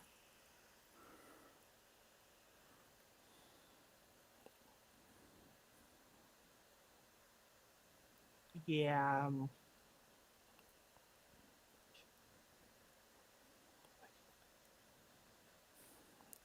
yeah. Basically, like when you, it would, it would take previous character roles and this is like, oh, now it's played by this group. More often than not, it ends up feeling forced. Well, that and from what I've heard, the humor in that movie wasn't that great, but mostly the first point.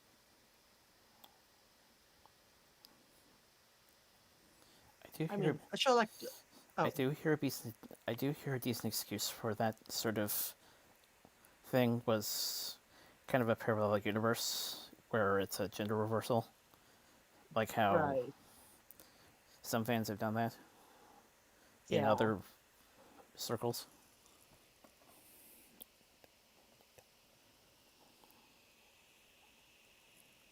yeah,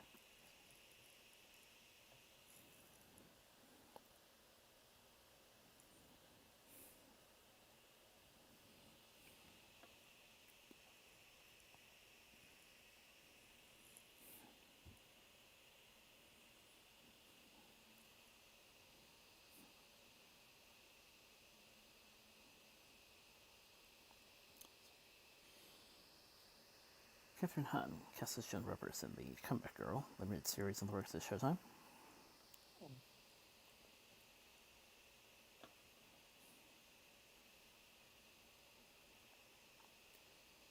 the IMAX motion picture for Venom: Let There Be Carnage has been revealed.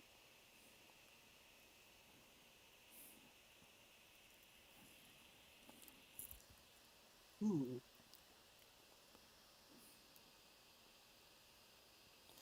Ah, yes, Netflix buys the works of Doll, including the rights to Chocolate Factory, Giant Peach, BFG, Mr. Fox Matilda,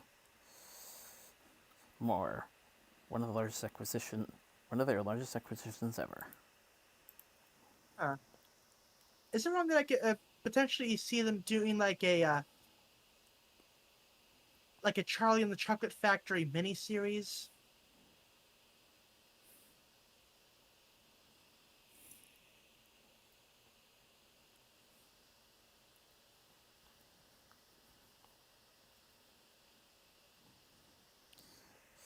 My question is the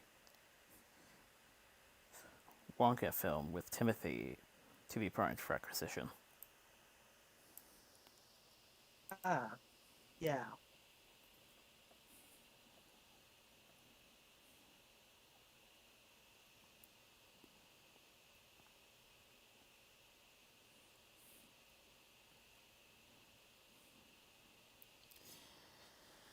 Yeah, I thought I did something like this. Large, next few, Next few bits will be part of Disney Plus Day.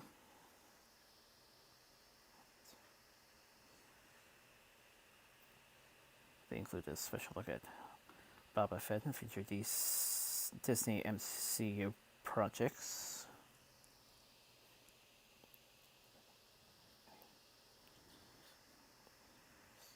There will be a short film based on Luca. Hmm.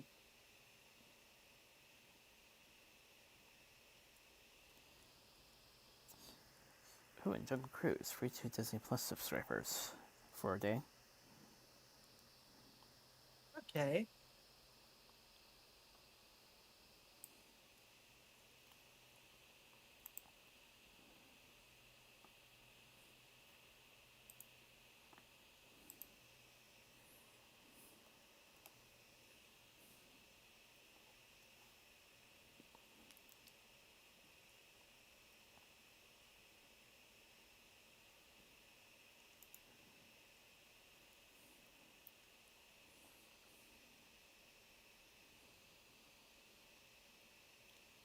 Savannah material, things would be pretty cool if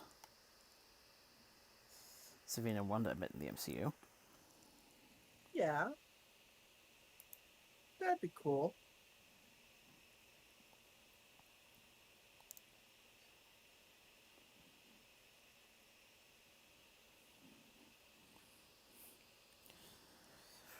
Romance Revival to get a season 2 at Paramount Plus. Halloween special and more new season 1 episodes dropping October 7th.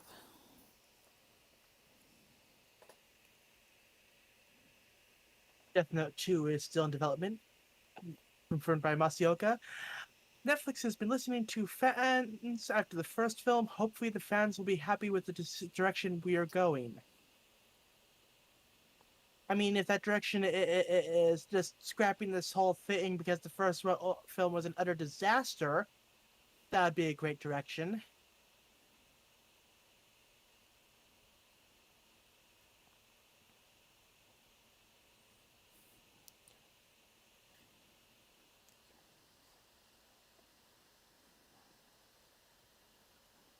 Like, we we'd gladly accept like I don't know, maybe a HD version of the original two live action Death Note films. Those were pretty good. And actually, they also and the movies actually do their own little thing as far as things go. Like, doesn't like sure it's not like an exactly faithful adaptation, but sometimes it's nice to have them do their own little thing that also makes sense as far as things go.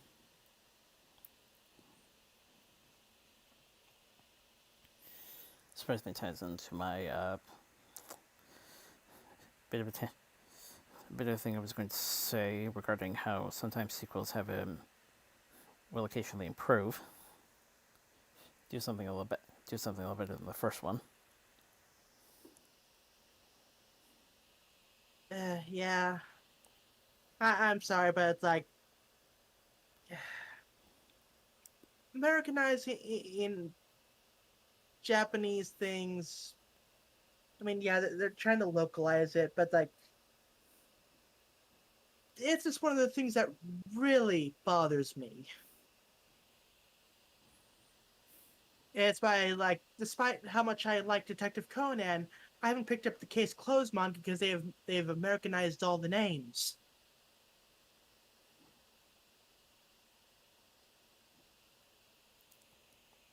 Mind you, with Death Note, it's like, yeah, it's one of those things that could take place anywhere, but uh,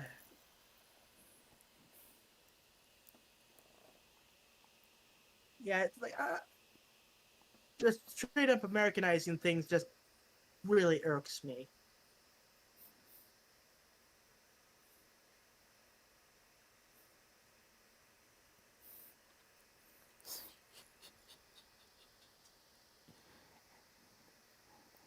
And again, I'm brought back to Thomas again because there were because as of now there are two instances that where the term Americanized has been used. Oh, Most recently this new show because apparently there's a desert, whereas Sodor itself is British, and of course there are no deserts.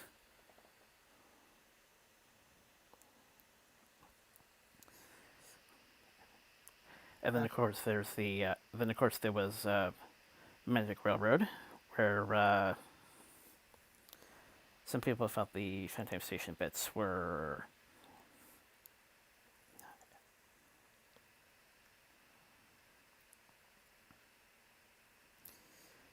kind of a bit off.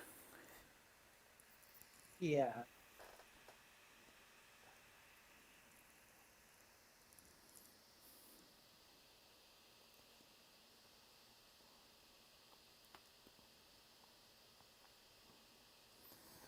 Marvelous Capcom 2 remaster in talks. That's cool. That was a solid game.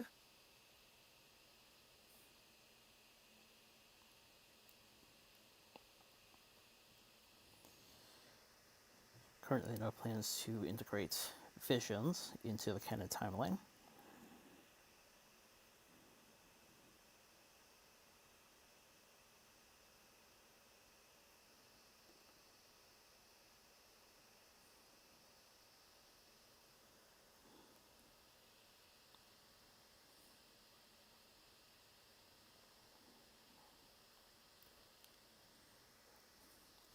Gotta look at Diablo 2 Resurrected. Yes, yeah, Diablo. Um, Boo, Blizzard, all that stuff. Yeah, it turns out apparently there's an achievement for getting your character to level 99 on hardcore mode, which, if what I read is correct, going from level 98 to 99 takes about 4,000 runs of the final boss on the hardest difficulty with a party. So yeah, that is indeed an achievement.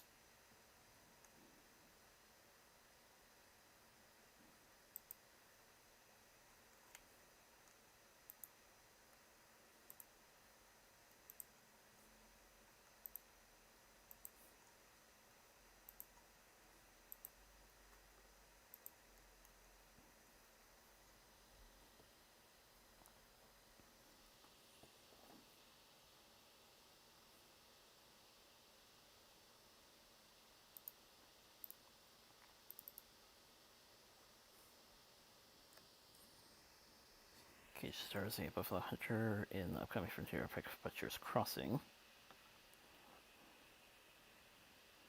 Hmm.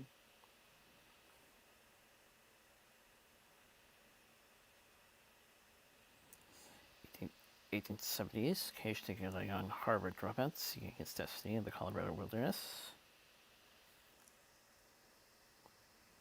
Harrowing journey risking life and sanity. Hmm.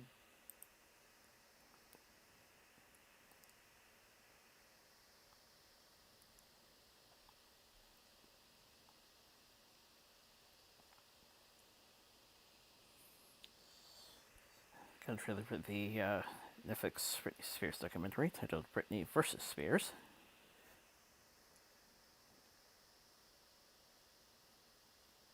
Bonus React released a brand new video, and despite Gen 4 being over, they're not done yet because they reacted to the very first two episodes of Gen 4. That's right, going all the way back to the beginning.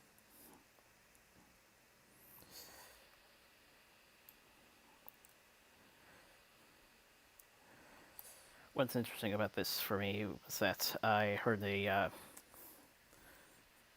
proposi- proposition come up at their BAFSCON 2017 panel.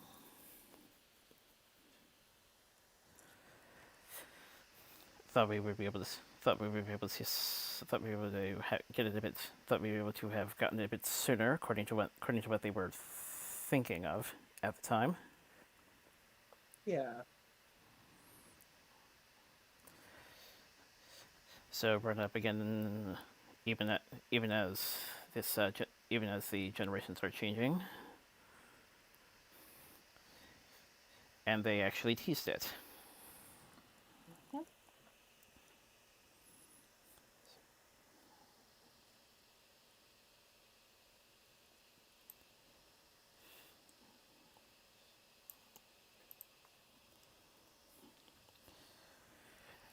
Forgot about a note I made. Forgot about a note I made in talking about the visions thing, which makes me wonder: is it their version of what if? Maybe.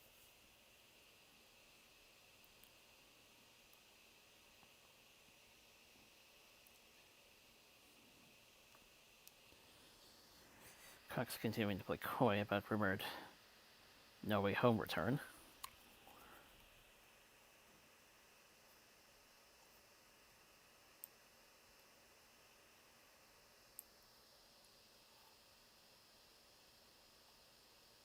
See, you could say that about anyone who's been a part of other or like other Marvel Universe projects. It's like so and so who is in a Marvel thing. Like, hmm, could I be could I be coming back to this thing?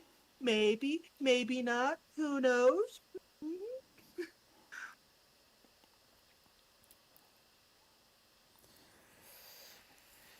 There's nothing I forgot. There's nothing I forgot to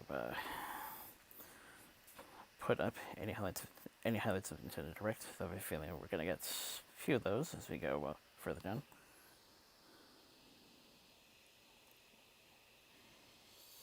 Anyway, third Fantastic Beasts, Secret of Dumbledore. Release date April 15th, 2022.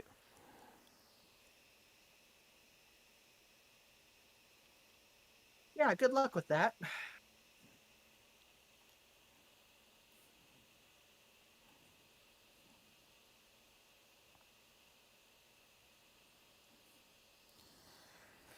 We have a new Ghostbusters Time for Life poster. Huh.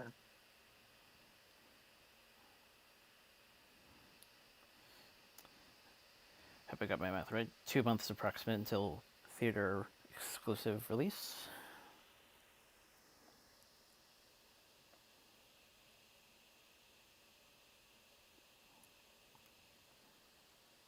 Good luck to them on that one. Honestly, it's like part of me feels like I'll be staying out of theaters for at least one more year.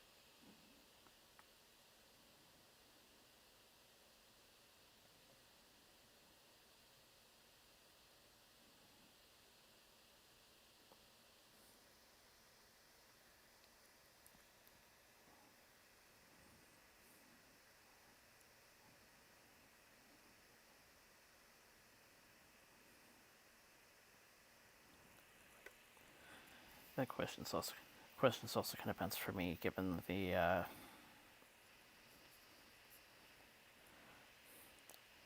stuff that is coming.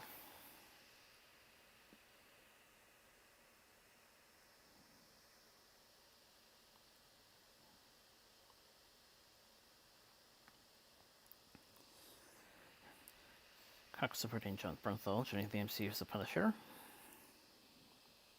Hmm.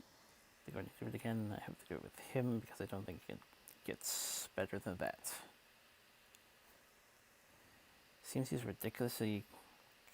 Seems he's also ridiculously committed to Daredevil. And wants to be careful when talking about Daredevil MCU theories.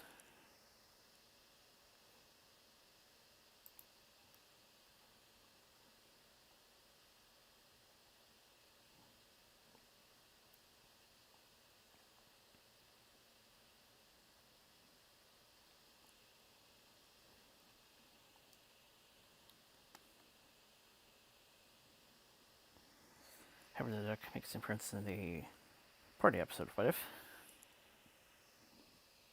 Neat.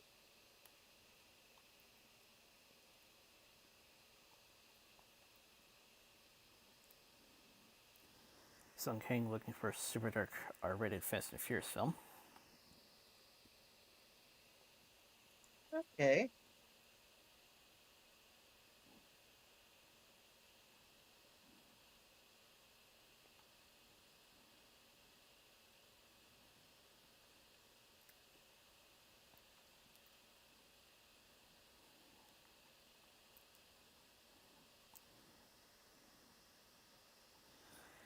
That famous comic shot of Superman killing Joker is noted in the Injustice film trailer. Okay. Netflix's live-action Cowboy Bebop will be an expansion to the canon, according to the showrunner. Quote, to just redo the anime will leave an audience hungry for something they already saw. The anime did an amazing job. We don't need to serve the exact. Uh, Exact same hold meal. on. Exact Yeah, same meal. I swear, it's getting harder to work with. I swear, it's getting a bit harder to work with a spreadsheet. yeah. It's like I could have sworn I set it to text wrapping, and yet it's. Hold on. But yeah, like that's interesting to learn about the thing. Like, okay, it's not just redoing stuff; it's doing its own little thing. But being kind of part of the original canon. So, okay, that I can get behind that.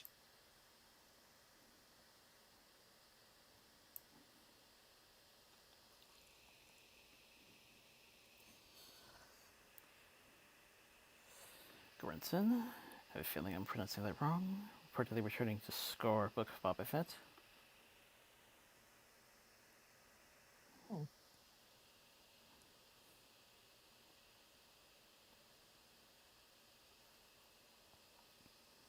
Blade Runner Studio has two employees in charge of making sure the franchise's timeline and canon don't get screwed up.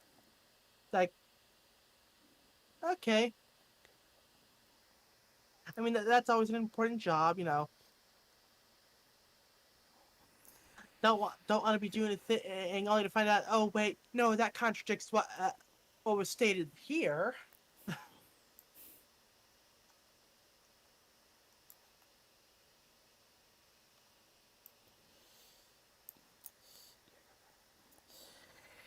Yeah, good precaution. Uh, New Wimpy Kid film to be scored by John Paceno. Past work including Marvel's Spider-Man, Spider-Man Morales, Daredevil, Invincible, Superman, Batman, Apocalypse, and Secret of the Omnitrix.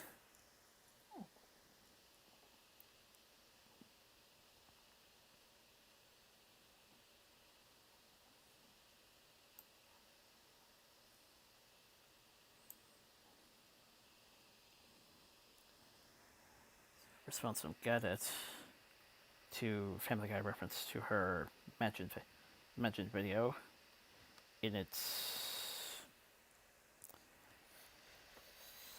health PSA. Promise I never do that again if you get vaxxed. Oh great, now she's threatening them. It's like get vaxxed or I'll do it again. Like,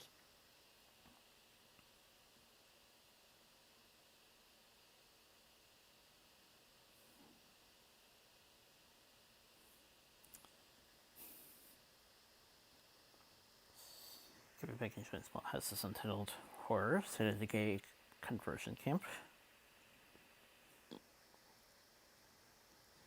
LGBTQIA plus Powder Tale stars politician also stars politician actor Theo Germain.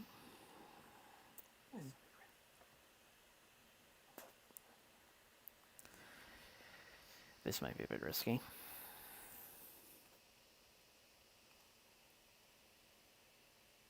mm-hmm.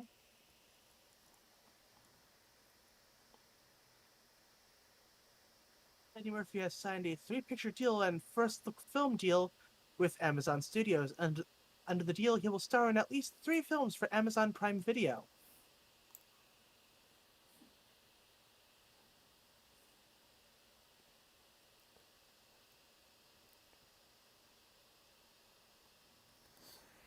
Affleck.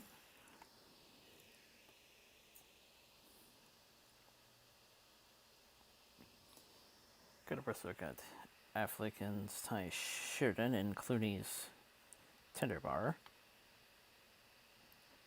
releasing in theaters on September 22nd, and Prime on January 7th.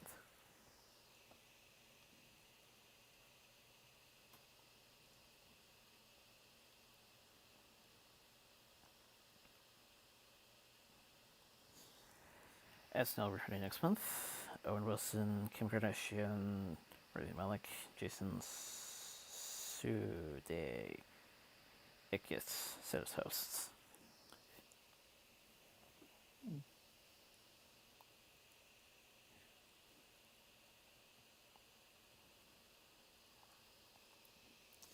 F9, now available in 4K plus Blu-ray. By now, save on both theatrical and director's cut.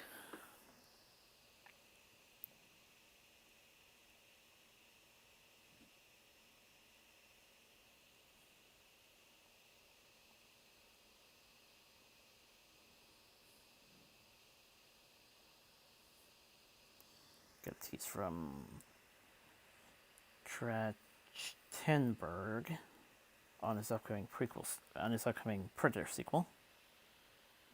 Okay.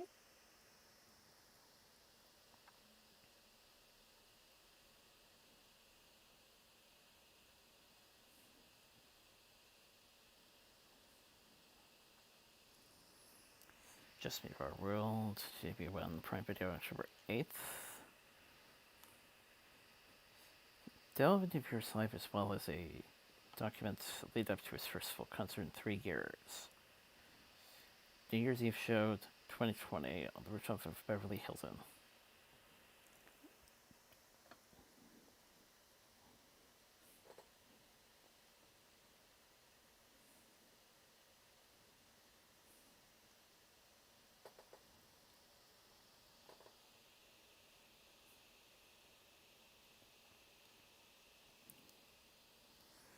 Truex Jr. led Gibbs to a 1-2-3 finish in the second race at Richmond, as well as 2 Mustang top 10s.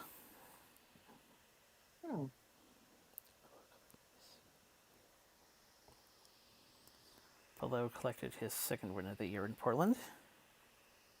Nice.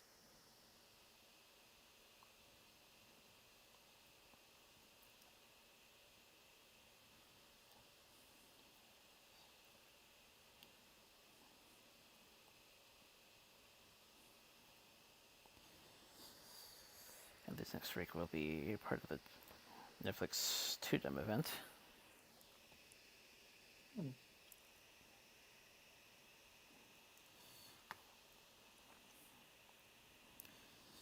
did the lineup, but here's some highlights. Ultra Brothers suited up in a new Ultraman Season 2 official teaser art, which hit Netflix in the spring.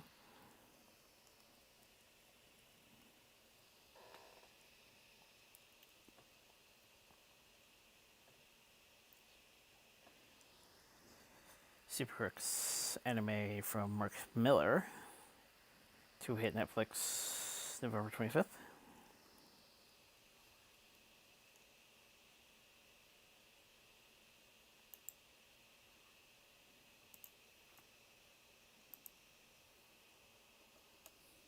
Agretica Season 4 arrives this December on Netflix.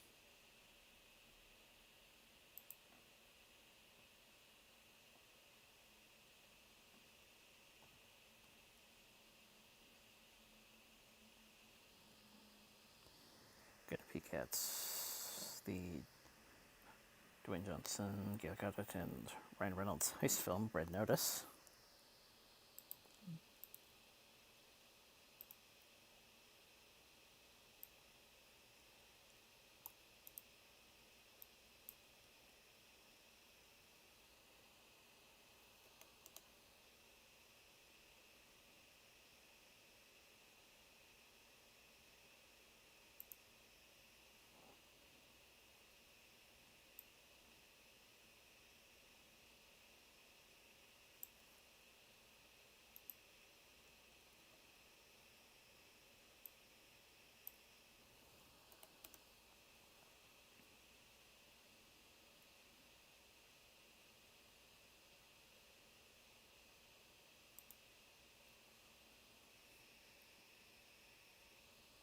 Stranger Things season 4 to enter the haunting Creel house in the new teaser.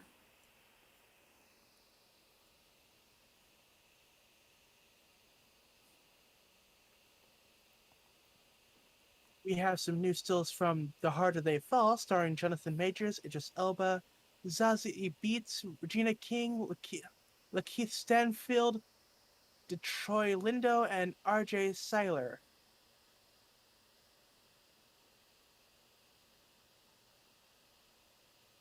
We also have our first official look at Netflix's Sandman, or The Sandman.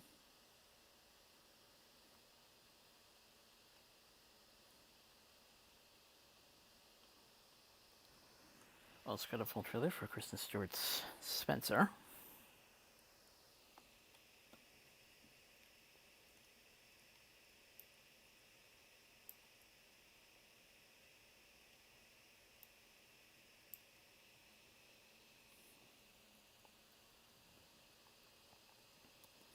Second season of Visions could be in the cards. If demand's there and people want to see more of this, conversations would pick up quickly.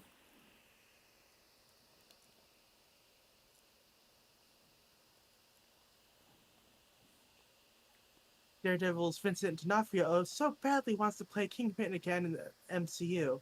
Quote, I just have to wait for Marvel to ask me.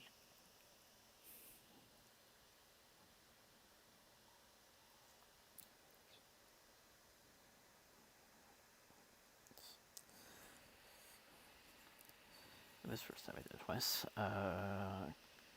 Kirby and the Foreign Land trailer reveals a happy adventure coming to Switch next spring. Here's the direct lineup. Yeah.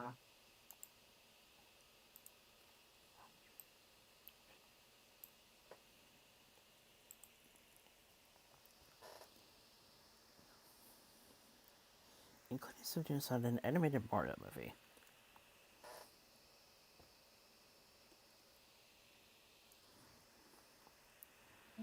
Yep, and we got the voice actors. For Mario, Chris Pratt, Anya Taylor-Joy as Peach, Seth Rogen as Donkey Kong, Charlie Day as Luigi, Jack Black as Bowser, Keegan-Michael Key as Toad, with a Charles Martinet cameo. And it'll be releasing on December 21st, 2022. Like,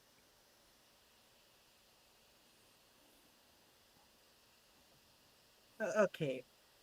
I kind of get why they do this. Like, gotta bring in the big names so people will watch it, because like that's how you promote movies. And for the love of God, like for once, can't we just get something with like actual professional voice actors? Like we already had a voice actor for Mario and whatnot. It's like you know,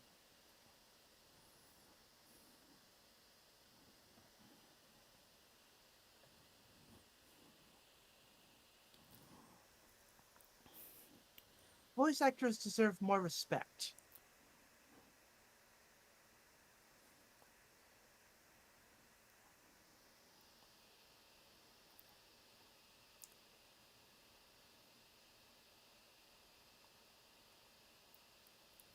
I do know that at least 3 of these people have had vocal backgrounds.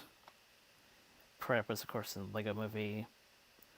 Rogan was Bob the Blob from Monsters vs. Aliens. And Black was Kung Fu Panda. Right.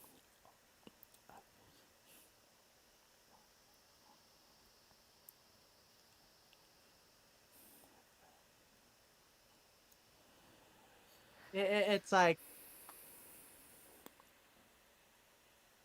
I don't know. Like, what if for the previous Pony movie they replaced the main cast with like a bunch of huge actors.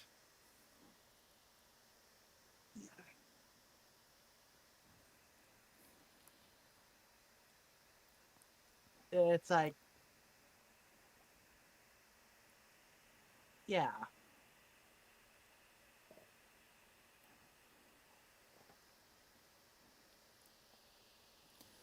One of the interesting things about this is that I actually met Charles, who regularly voices Mario in the games, at Rose City. huh, So this announcement comes not too long after I got back. huh, cool. Naturally, of course, there's been some back and forth regarding the fact that he has a smaller role in this, but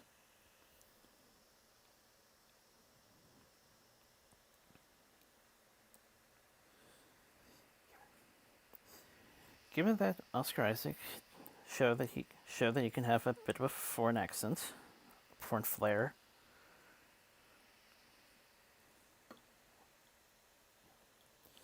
Pratt might be okay. We'll see. But like, yeah, I'm not getting my hopes up.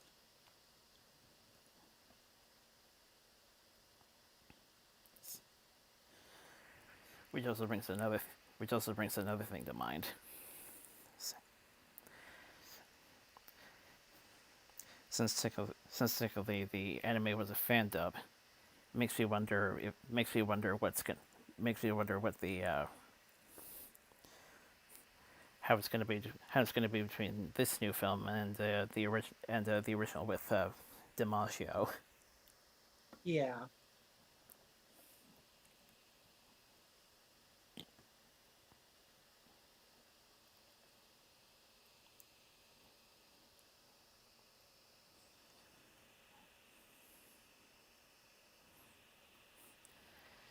Bayonetta 3 to be a Switch exclusive in 2022.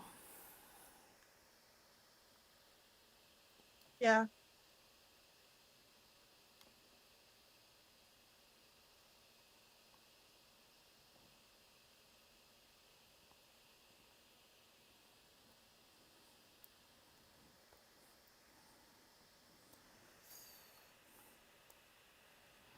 Bat Fleck could have a smaller role than originally reported in The Flash.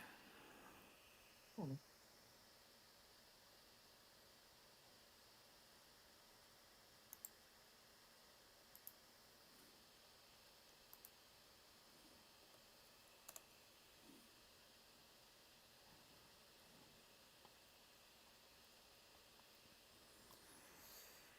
Cox also winning Kirsten Ritter back as Jessica Jones.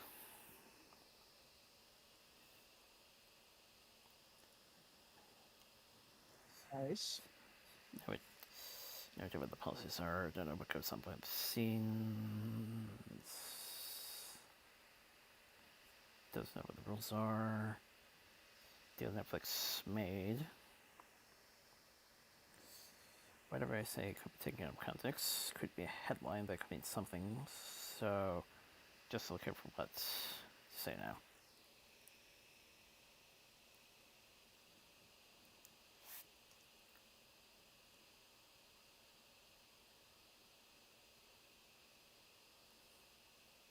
Season 3 of Doom Patrol has finally premiered on HBO Max.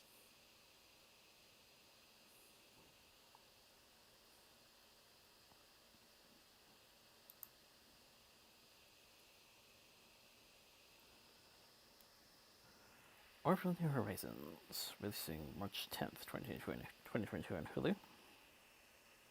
Hmm. Daniel Craig has been made an honorary commander in the Royal Navy. Good for him. Clifford the Big Red Dog will finally release on November 10th in theaters and on Paramount Plus.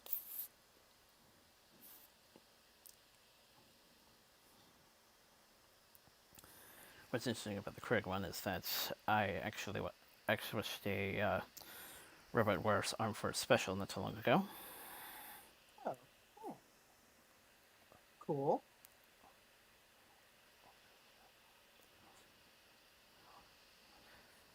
I have a feeling though that this film controversy may have something to may bring a bit of trouble with his honorary military ship. Yeah.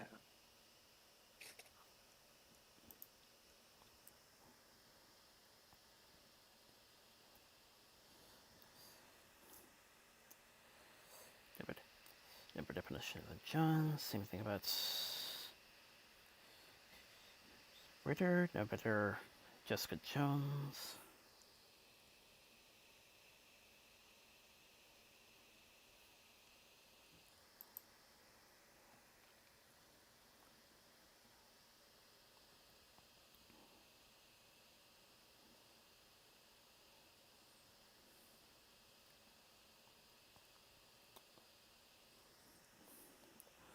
Also in the December 2022 lineup, Lost Kingdom, Aquaman, and Avatar 2.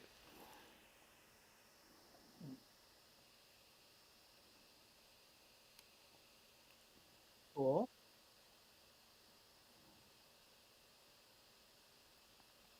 Production on James Gray's Armageddon Time will begin this fall. It stars Kate Blanchett, Robert De Niro, Oscar Isaac, Donald Sutherland, and Anne Hathaway. Anthony Hopkins is also reportedly circling a role in the film. Like, okay, that's good cast.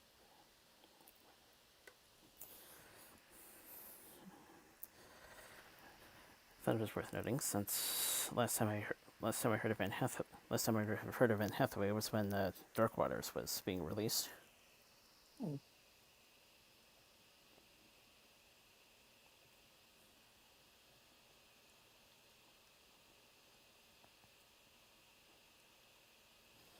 Other upcoming projects for Taylor Joy, aside from Soho and Mario,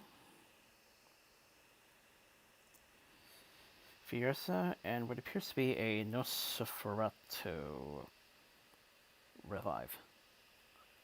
Uh, Nosferatu, like, as in that really old film that had Count Orlok because they didn't actually have the rights to Dracula. That Nosferatu, or is like another Nosferatu? To Google.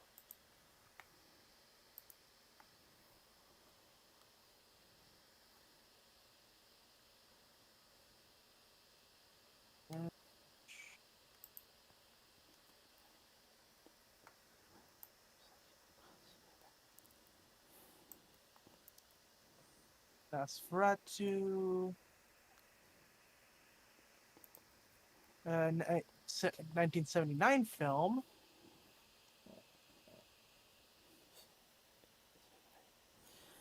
It's like when the name popped up, it's like, that SpongeBob joke. Ah, okay, the 79 one actually had Dracula.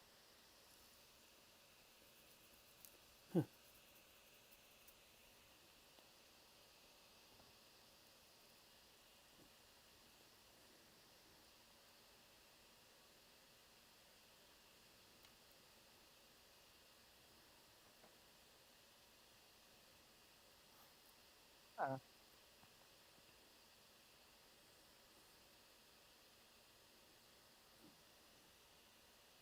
okay.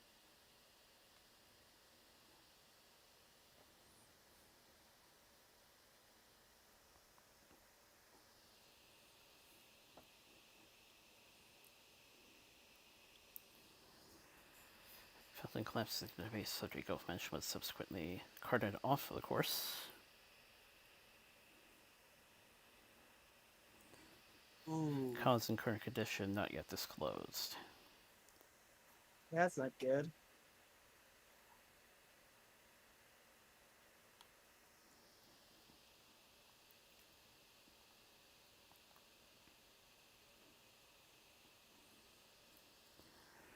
Paramount 2 Amphibia Season 3.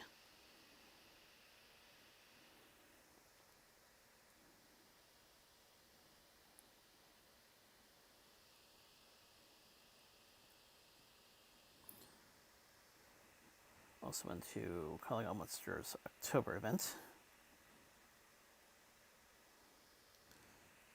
Hmm. Not just Amphibia, but also Big City Greens was amongst the new looks.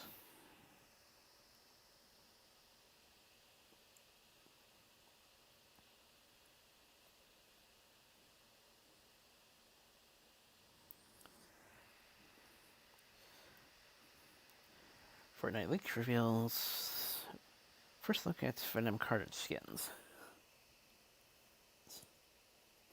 Okay.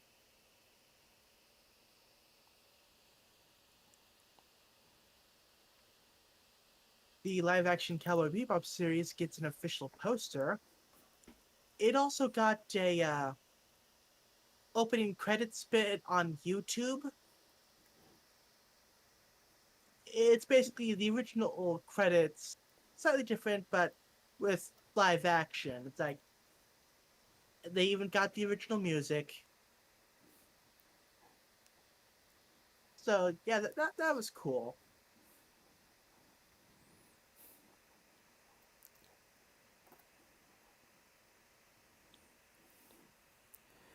My next that might actually get on his is one of the better shot by shot remakes. Yeah,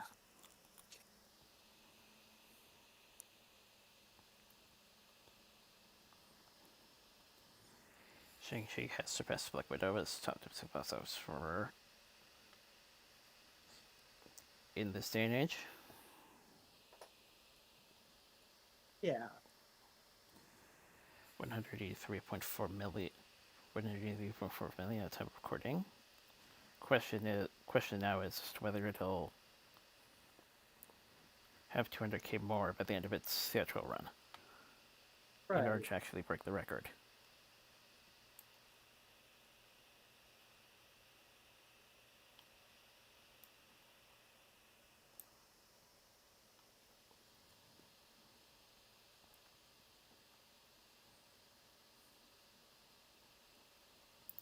Large cast unveiling for The Lost Kingdom.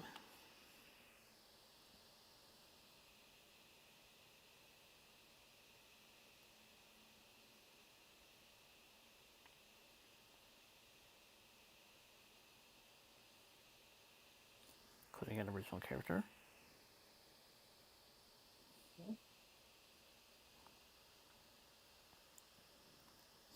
And Park's returning as Dr. Stevens Shin.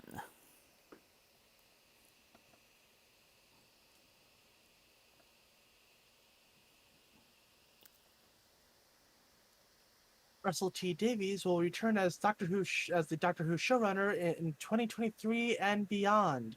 It's like, huh.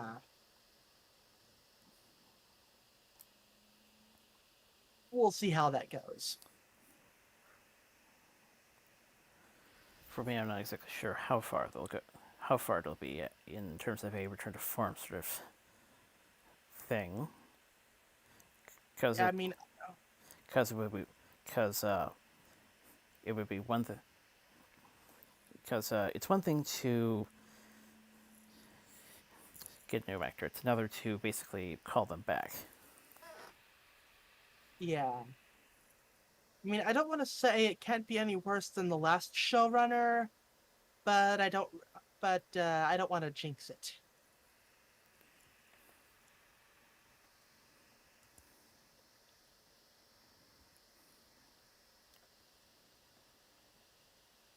Because yeah, they're gonna have to run some pretty good damage control after that mess.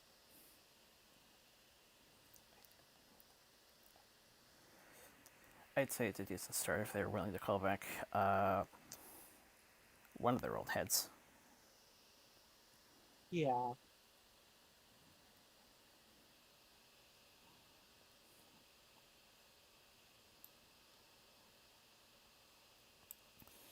Pitton Clinton stars pair fixers given the same job in John Watts thriller. Studios and streamers in fierce bidding war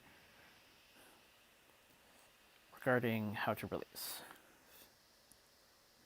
Huh.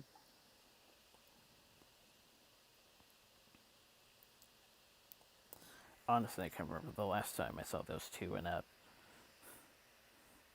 starring roles. Yeah.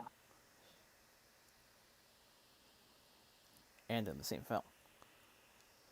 Yeah.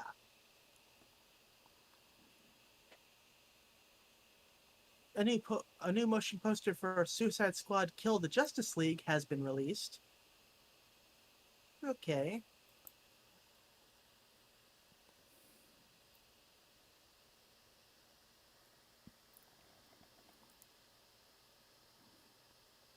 Andrew Garfield, Florence Pug, Pug, uh, Pugh, Richard E. Grant, Mark Strong, Robert B. England, and Rob Lowe will star in Attack of the Hollywood Cliches. The film will release on Netflix on September 28th. So, okay, it's past midnight now, so 2 days from now.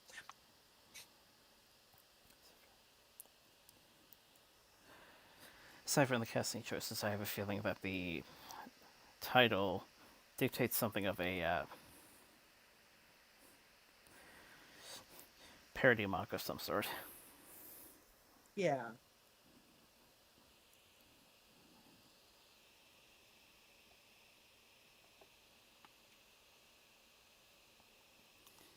Teen Wolf Revival in the works at Paramount Plus. Several of the original series cast members in talks to return.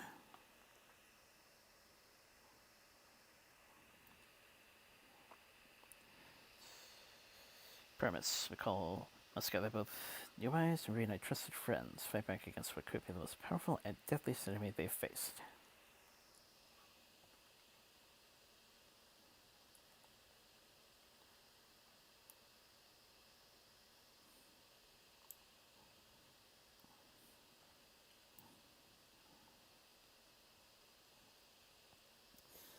Ah, yes, a suit between Marvel and Steve Ditko.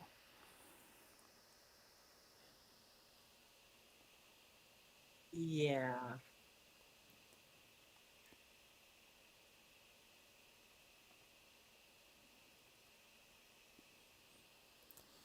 Steve Ditko relief. Ineligible for termination. Friction fire.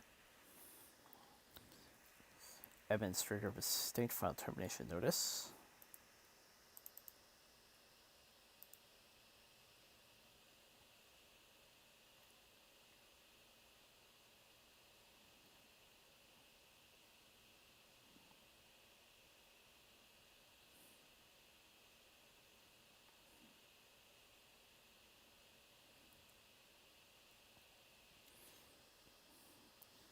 Successful Spider-Man rights lost in June 23.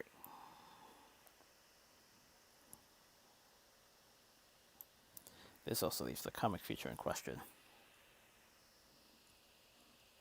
yeah.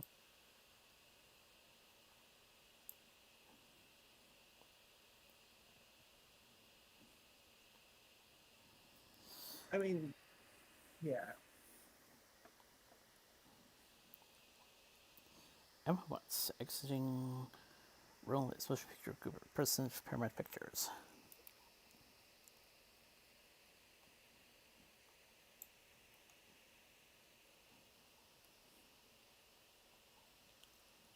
Sam Raimi has this to say about Alfred Molina as Doc Ock in Spider-Man No Way Home.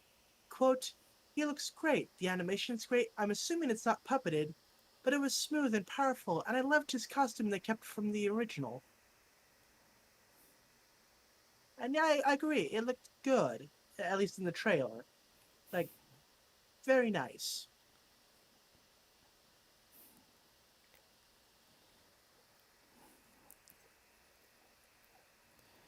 Good call. I do remember hearing about the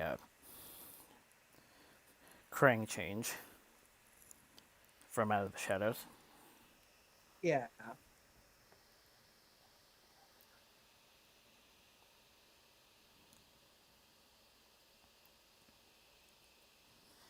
Advertising was almost going to begin. Wedding Crashers 2 put on indefinite hold. Before final script came in, Owen Wilson decided to star in the Haunted Mansion reboot instead, causing scheduling conflicts. Wow.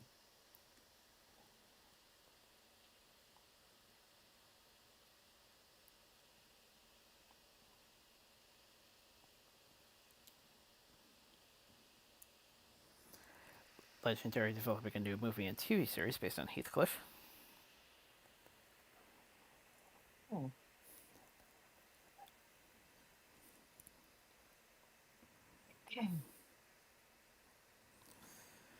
honestly been a while since I watched the original cartoon.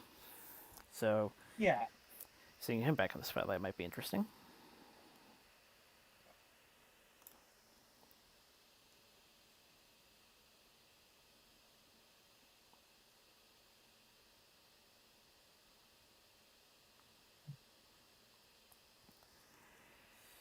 Productions after the second part of AHS Double Future Death Valley, starring Sarah Paulson.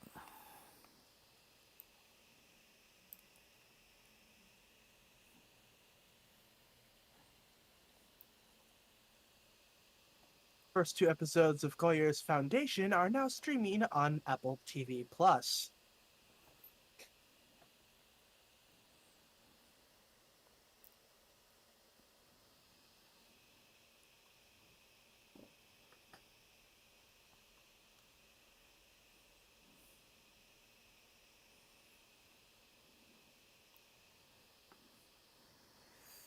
Madonna Transformers regarding the Kessica for an upcoming biopic. Don't know. Haven't decided yet. She's definitely up there on the list.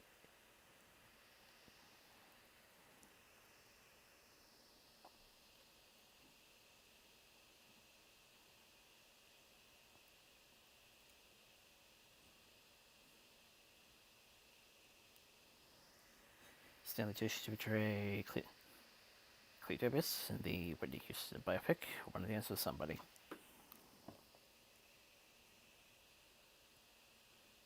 Drew Barrymore, just as Josie Gallagher, her character from Never Been Kissed, who pretended to be a high school teen to interview the cast of Dear Evan Hansen.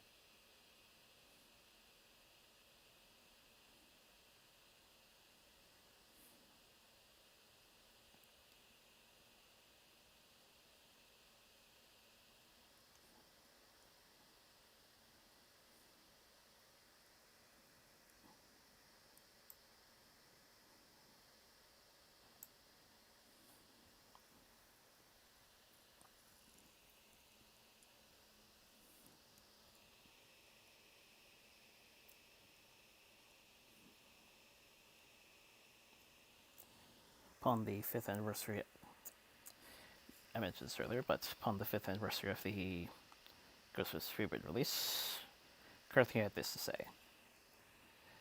Don't get the fight to see who can be the most negative and hate-filled. Everyone should be able to tell the story they want to tell. Don't want to see it? You don't have to see it.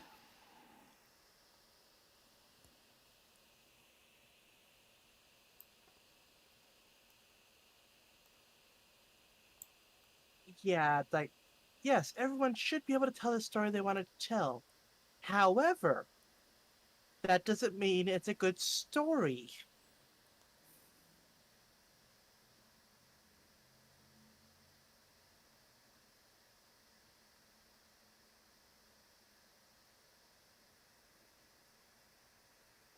Barbara Broccoli has said that Amazon has assured her that all future Bond films will be released theatrically,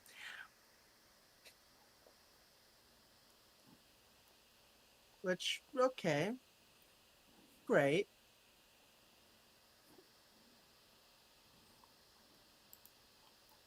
And yeah, the this one I kind of have a bit of semi not really personal but kind of related to events from today and tomorrow thing. But yes, at least three people were killed and multiple injured in an Amtrak train derailment in Montana. So, I believe I mentioned earlier that I was helping prep the RV for being sold tomorrow. Yeah, the people who are coming to get the RV, they were on that train. Oof. So yeah, potential delays. Thankfully, like they I guess they're okay, but still, oof.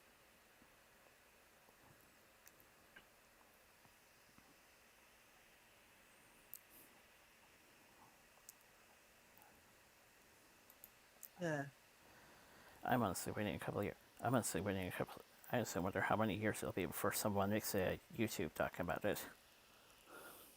Yeah,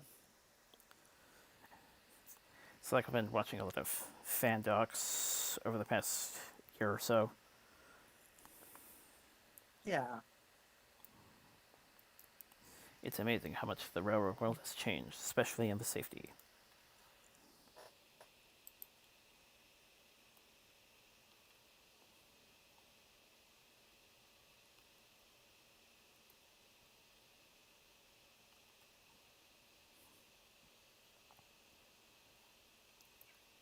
Hmm.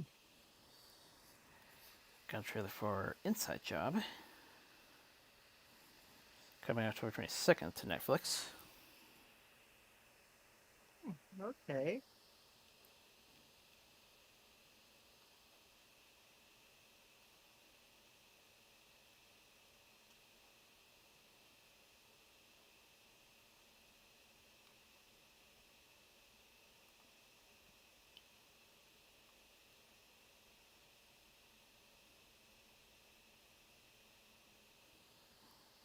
The Digimon Adventure reboot just finished up, and hey, like for the first time, Leomon actually survived till the end of the series. It's a miracle. For those of you who don't get the reference, ever since the very first Digimon series, it's kind of been a meme that Leomon will always get killed off each series, and that is held true up to this point.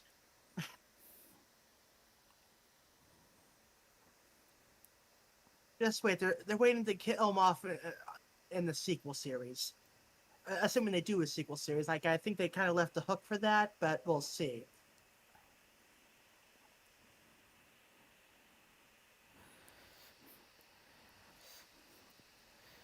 Not to say I'm familiar with the character, but I know the trope you're talking about. Yeah, There's a lot of recurring things like that. yeah. Leomon is the Kenny of the Digimon franchise.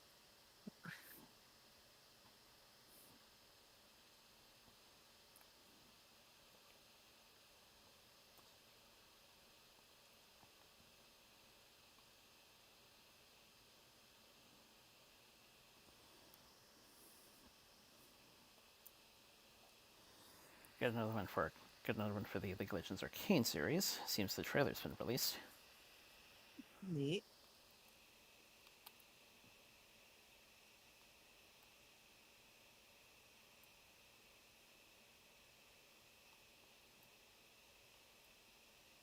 Might check that out. I used to play League of Legends a bit, so who knows? I might be interested. I don't know. It's been several years since I last played.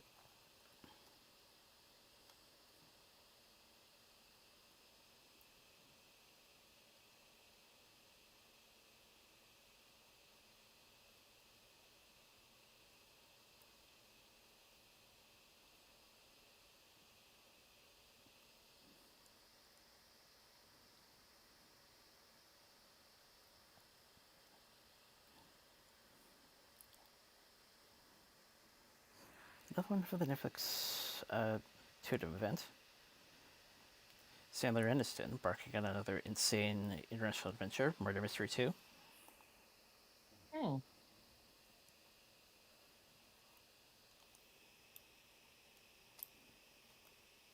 The new season of Demon Slayer will begin with a TV rendition of the Mugen Train film.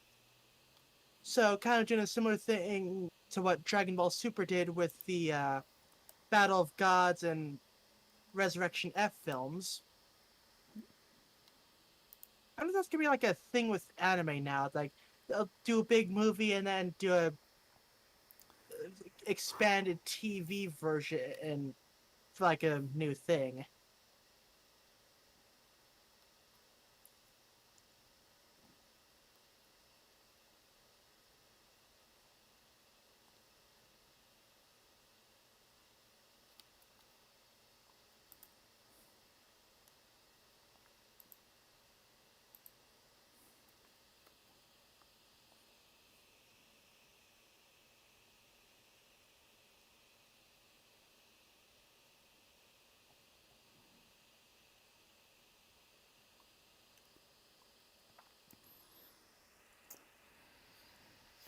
Seems good trailer for the DiCaprio, Lawrence, Meryl Streep, Jonah Hill, and Rob Morgan Hmm. series Don't Look Up.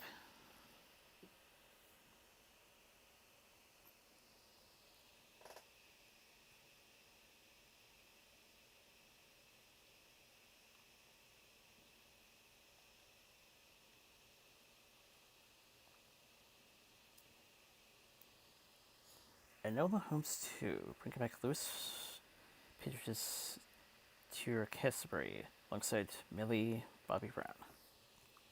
Hmm.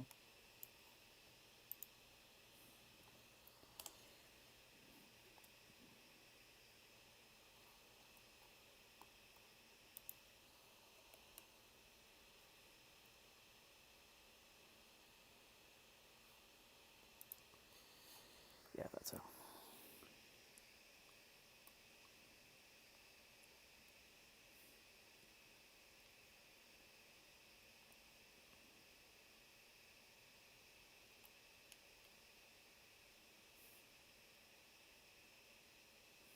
All right, and also the Castlevania Game Boy Advance trilogy has been released on both Switch and PC as a whole collection, along with Dracula X. To which I must ask, couldn't they have just given us Rondo of Blood? Like, would that have been? Wait, does Rondo of Blood come with the other NES collection? Hold on, let me look. That's not Castlevania Anniversary Collection. Let me check.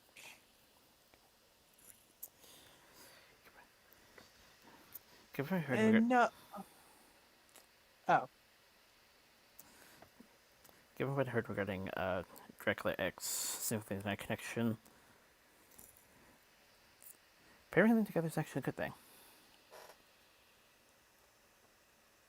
that's the thing. Dracula X was actually just a watered down Rondo of Blood that actually removed several bits from the original game.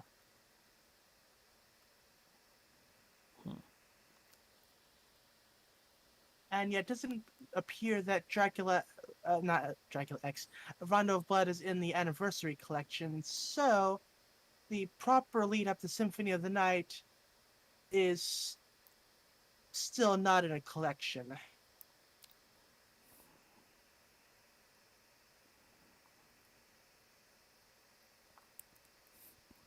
But hey, you can play the Game Boy games on PC now. Yay!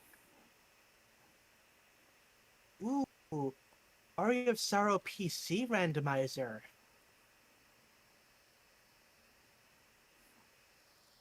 That I can see that happening. That shouldn't be too difficult theoretically.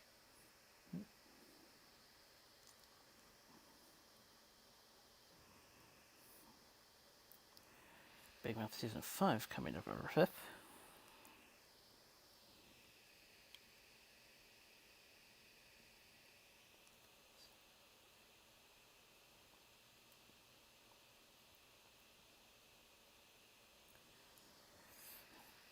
First trailer for Snyder's Army of Thieves. Mm. Looks like he's a producer on the show.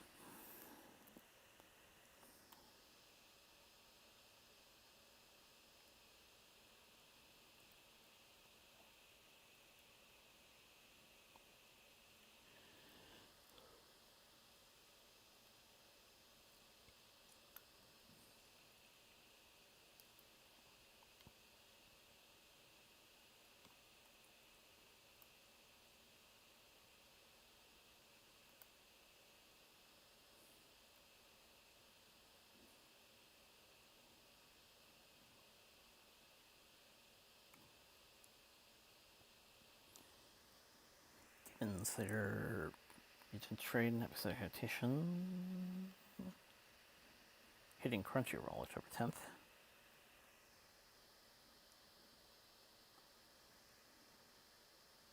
Entertainment District Arc sequel starting December 5th.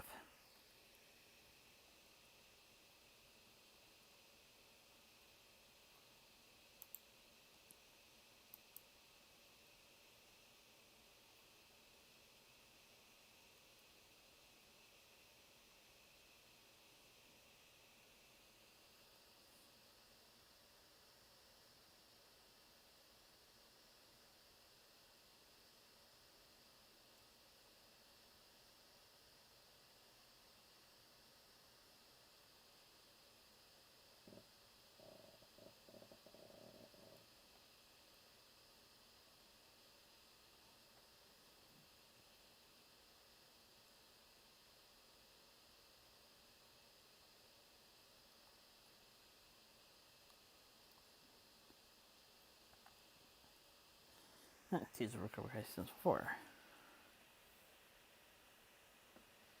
We got a New Year's premiere date. Hmm.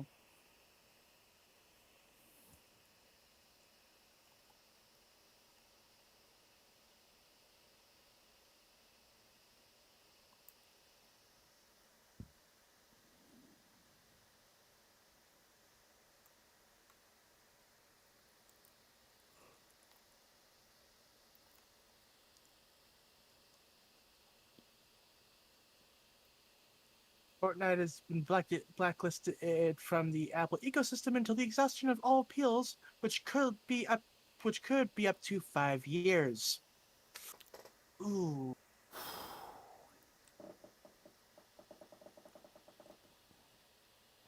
Well, it's as they say, play stupid games, win stupid prizes.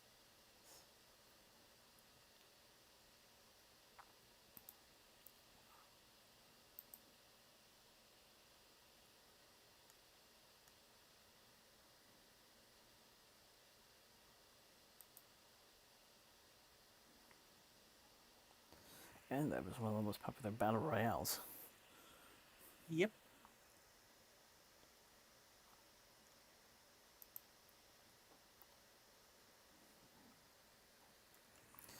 I get the feeling that Venom League had something to do with it. Perhaps.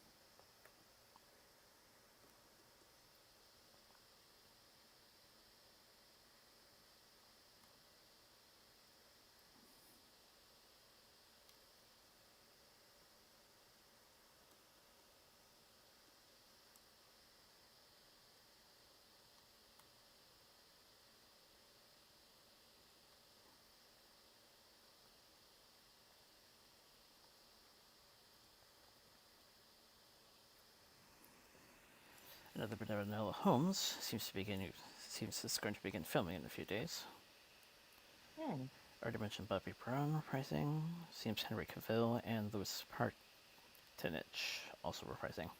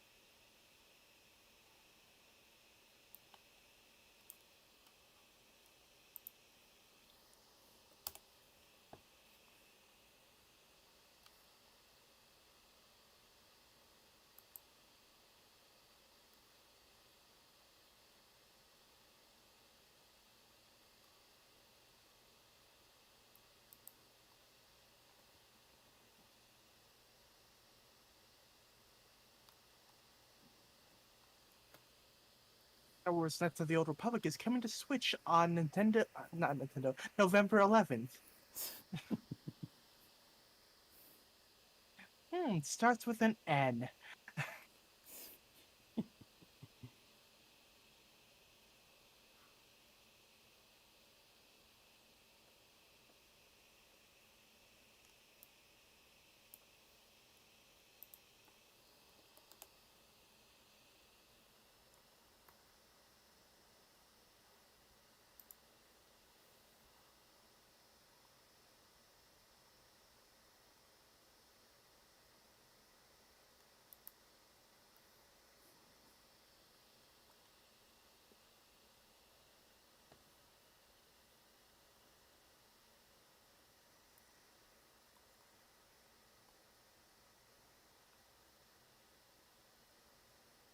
And the final fighter for Smash Brothers Ultimate will be announced on October 5th.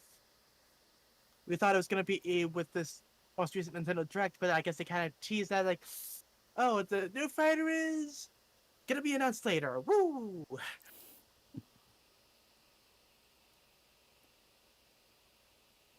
it's going to be interesting to see who they picked.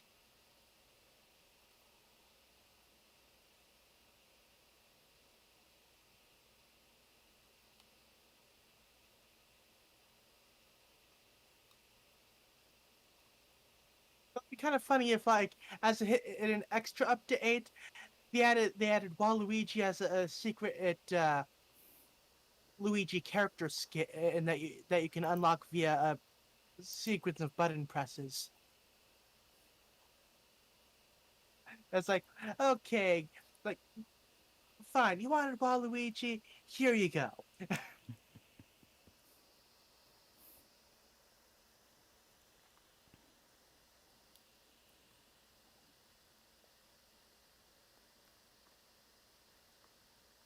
Like, I don't know, select Luigi and insert a certain code afterwards, and yeah.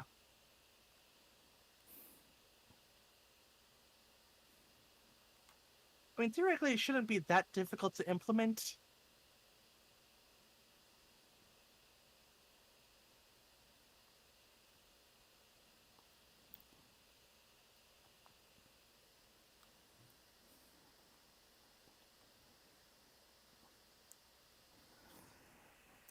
One of the fun things about wondering the wondering of the next Smash Fighters is wondering certain returnees or who's going to be finally included. Yeah.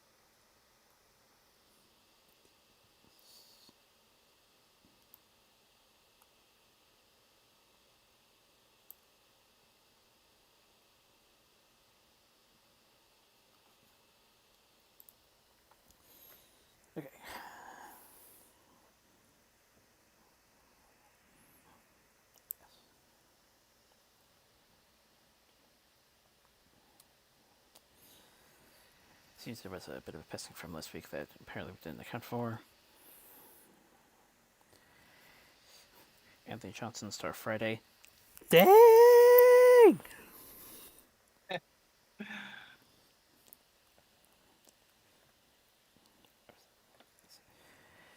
Yeah, I did some research. I was like, oh, that clip.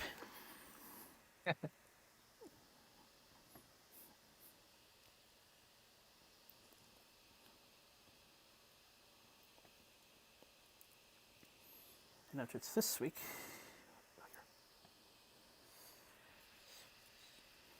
Willie Garson, quite a large, quite a large resume, quite a large resume.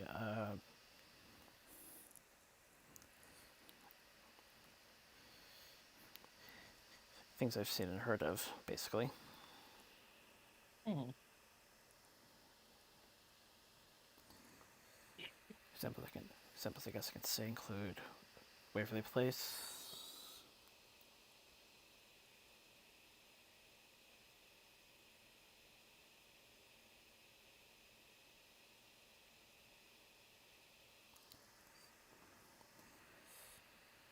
Freak Friday 2003,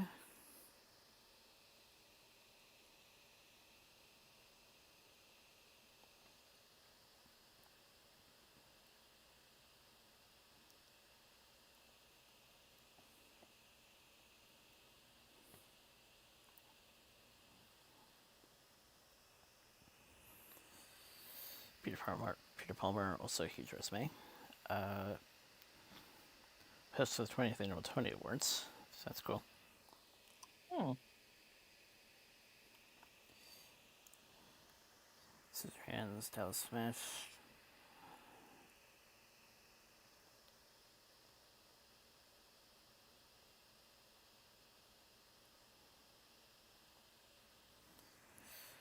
Custer, Scott Lauer, Sullivan Show, Tennessee Ford.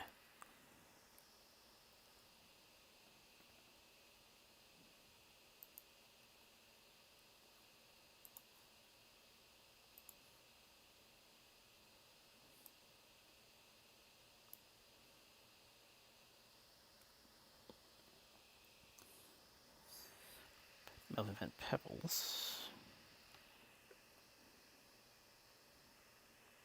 Shining Series, North Star Movie.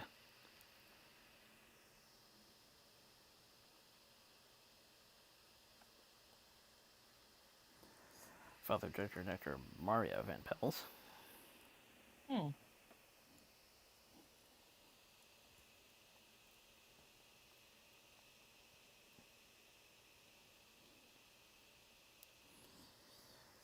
Matthew Chen, composer for Who Wants to Be a Millionaire.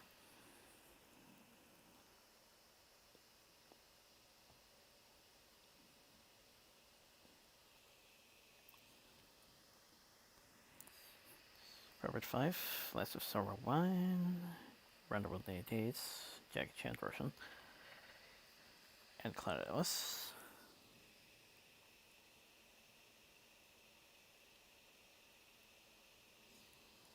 Nina Vaccarella, Italian Briscoe Driver.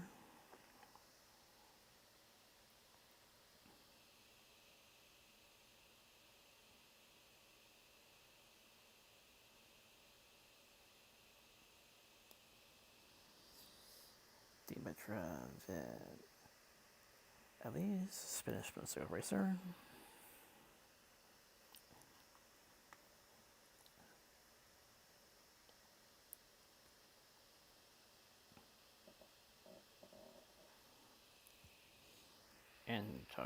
And artist John August Swanson. I swear I've seen his style on several occasions. I swear I've seen his style or some similar styles on several occasions. Yeah.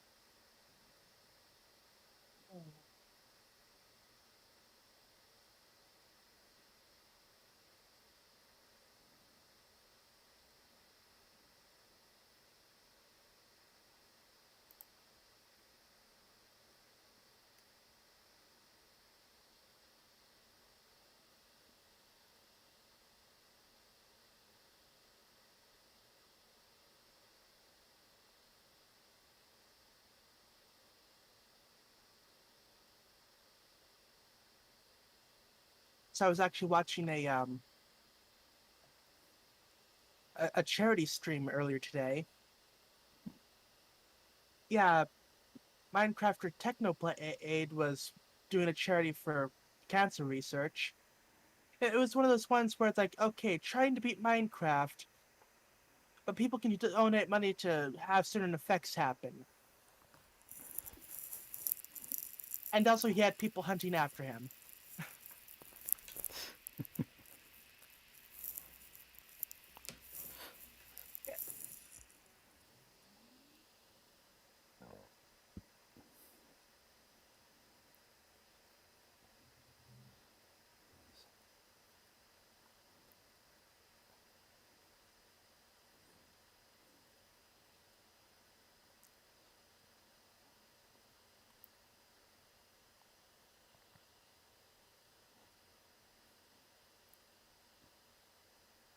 But yeah, it's like I've kind of been thinking like, so you know how I want to do a new desktop thing. I'm kind of thinking like maybe selling for like maybe a 3080 as instead of a 3090.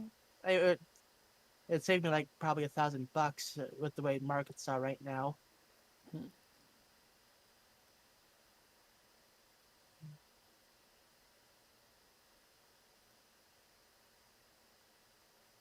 Hard part is getting one at a decent price.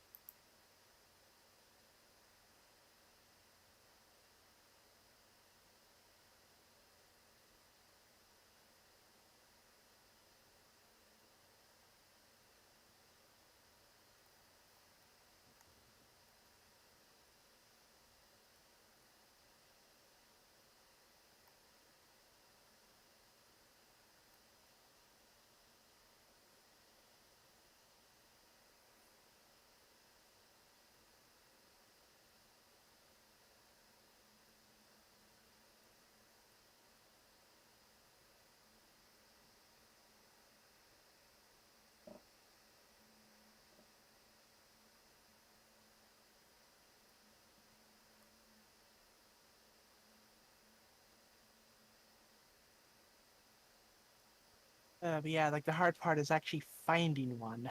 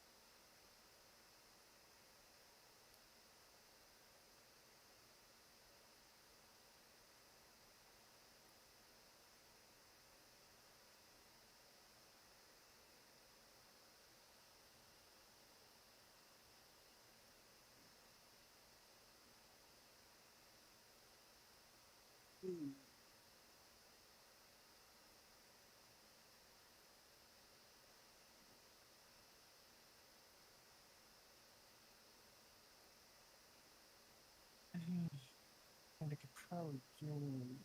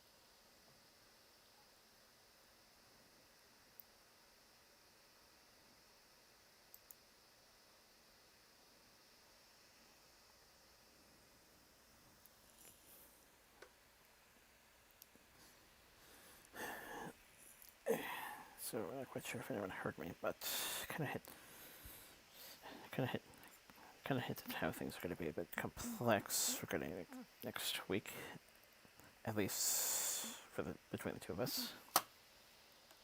Yeah.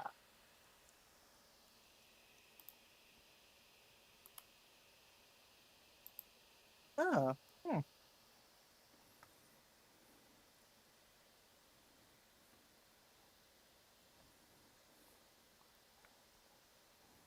Okay.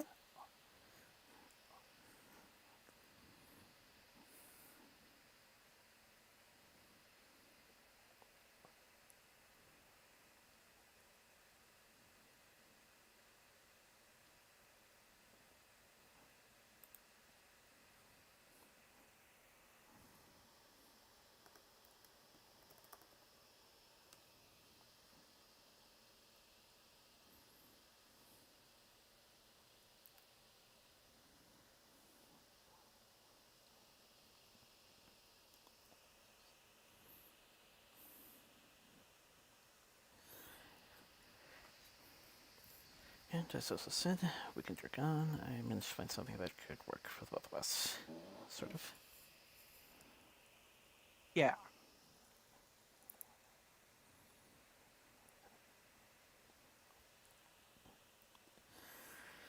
Question at that point, of course, will be as to whether notes will be taken or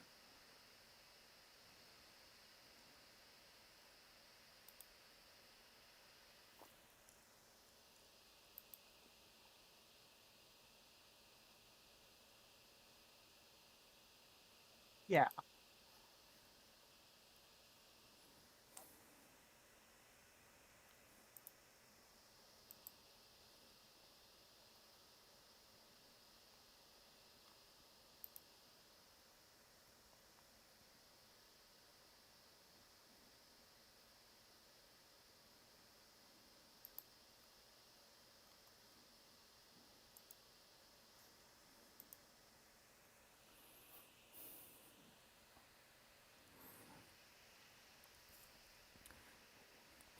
you don't cards of hand. Either way,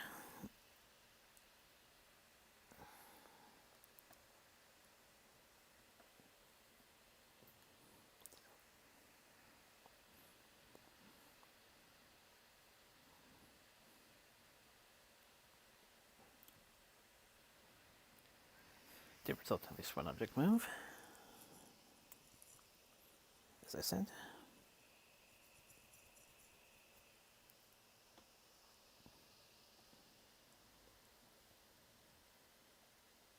Yeah.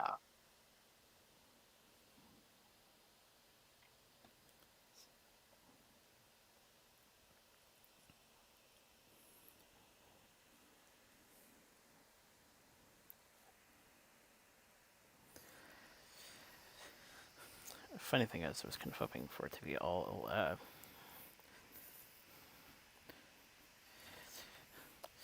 fizzy pop, Yeah.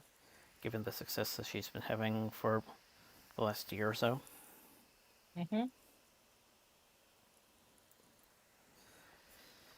But of course, some things came about and had to make some adjustments. Yeah.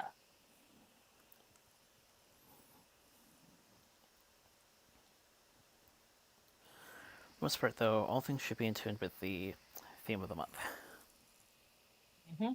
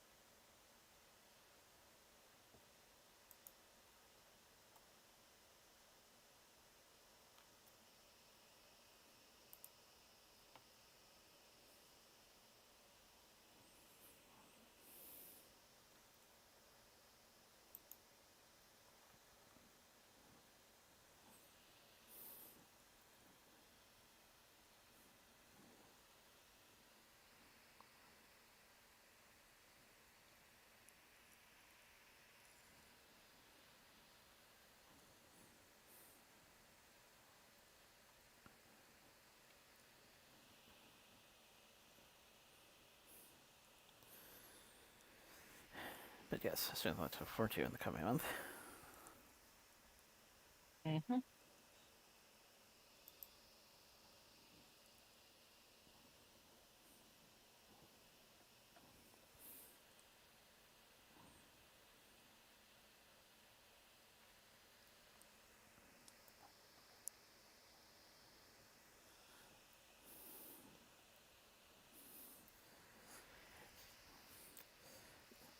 And to the first of these.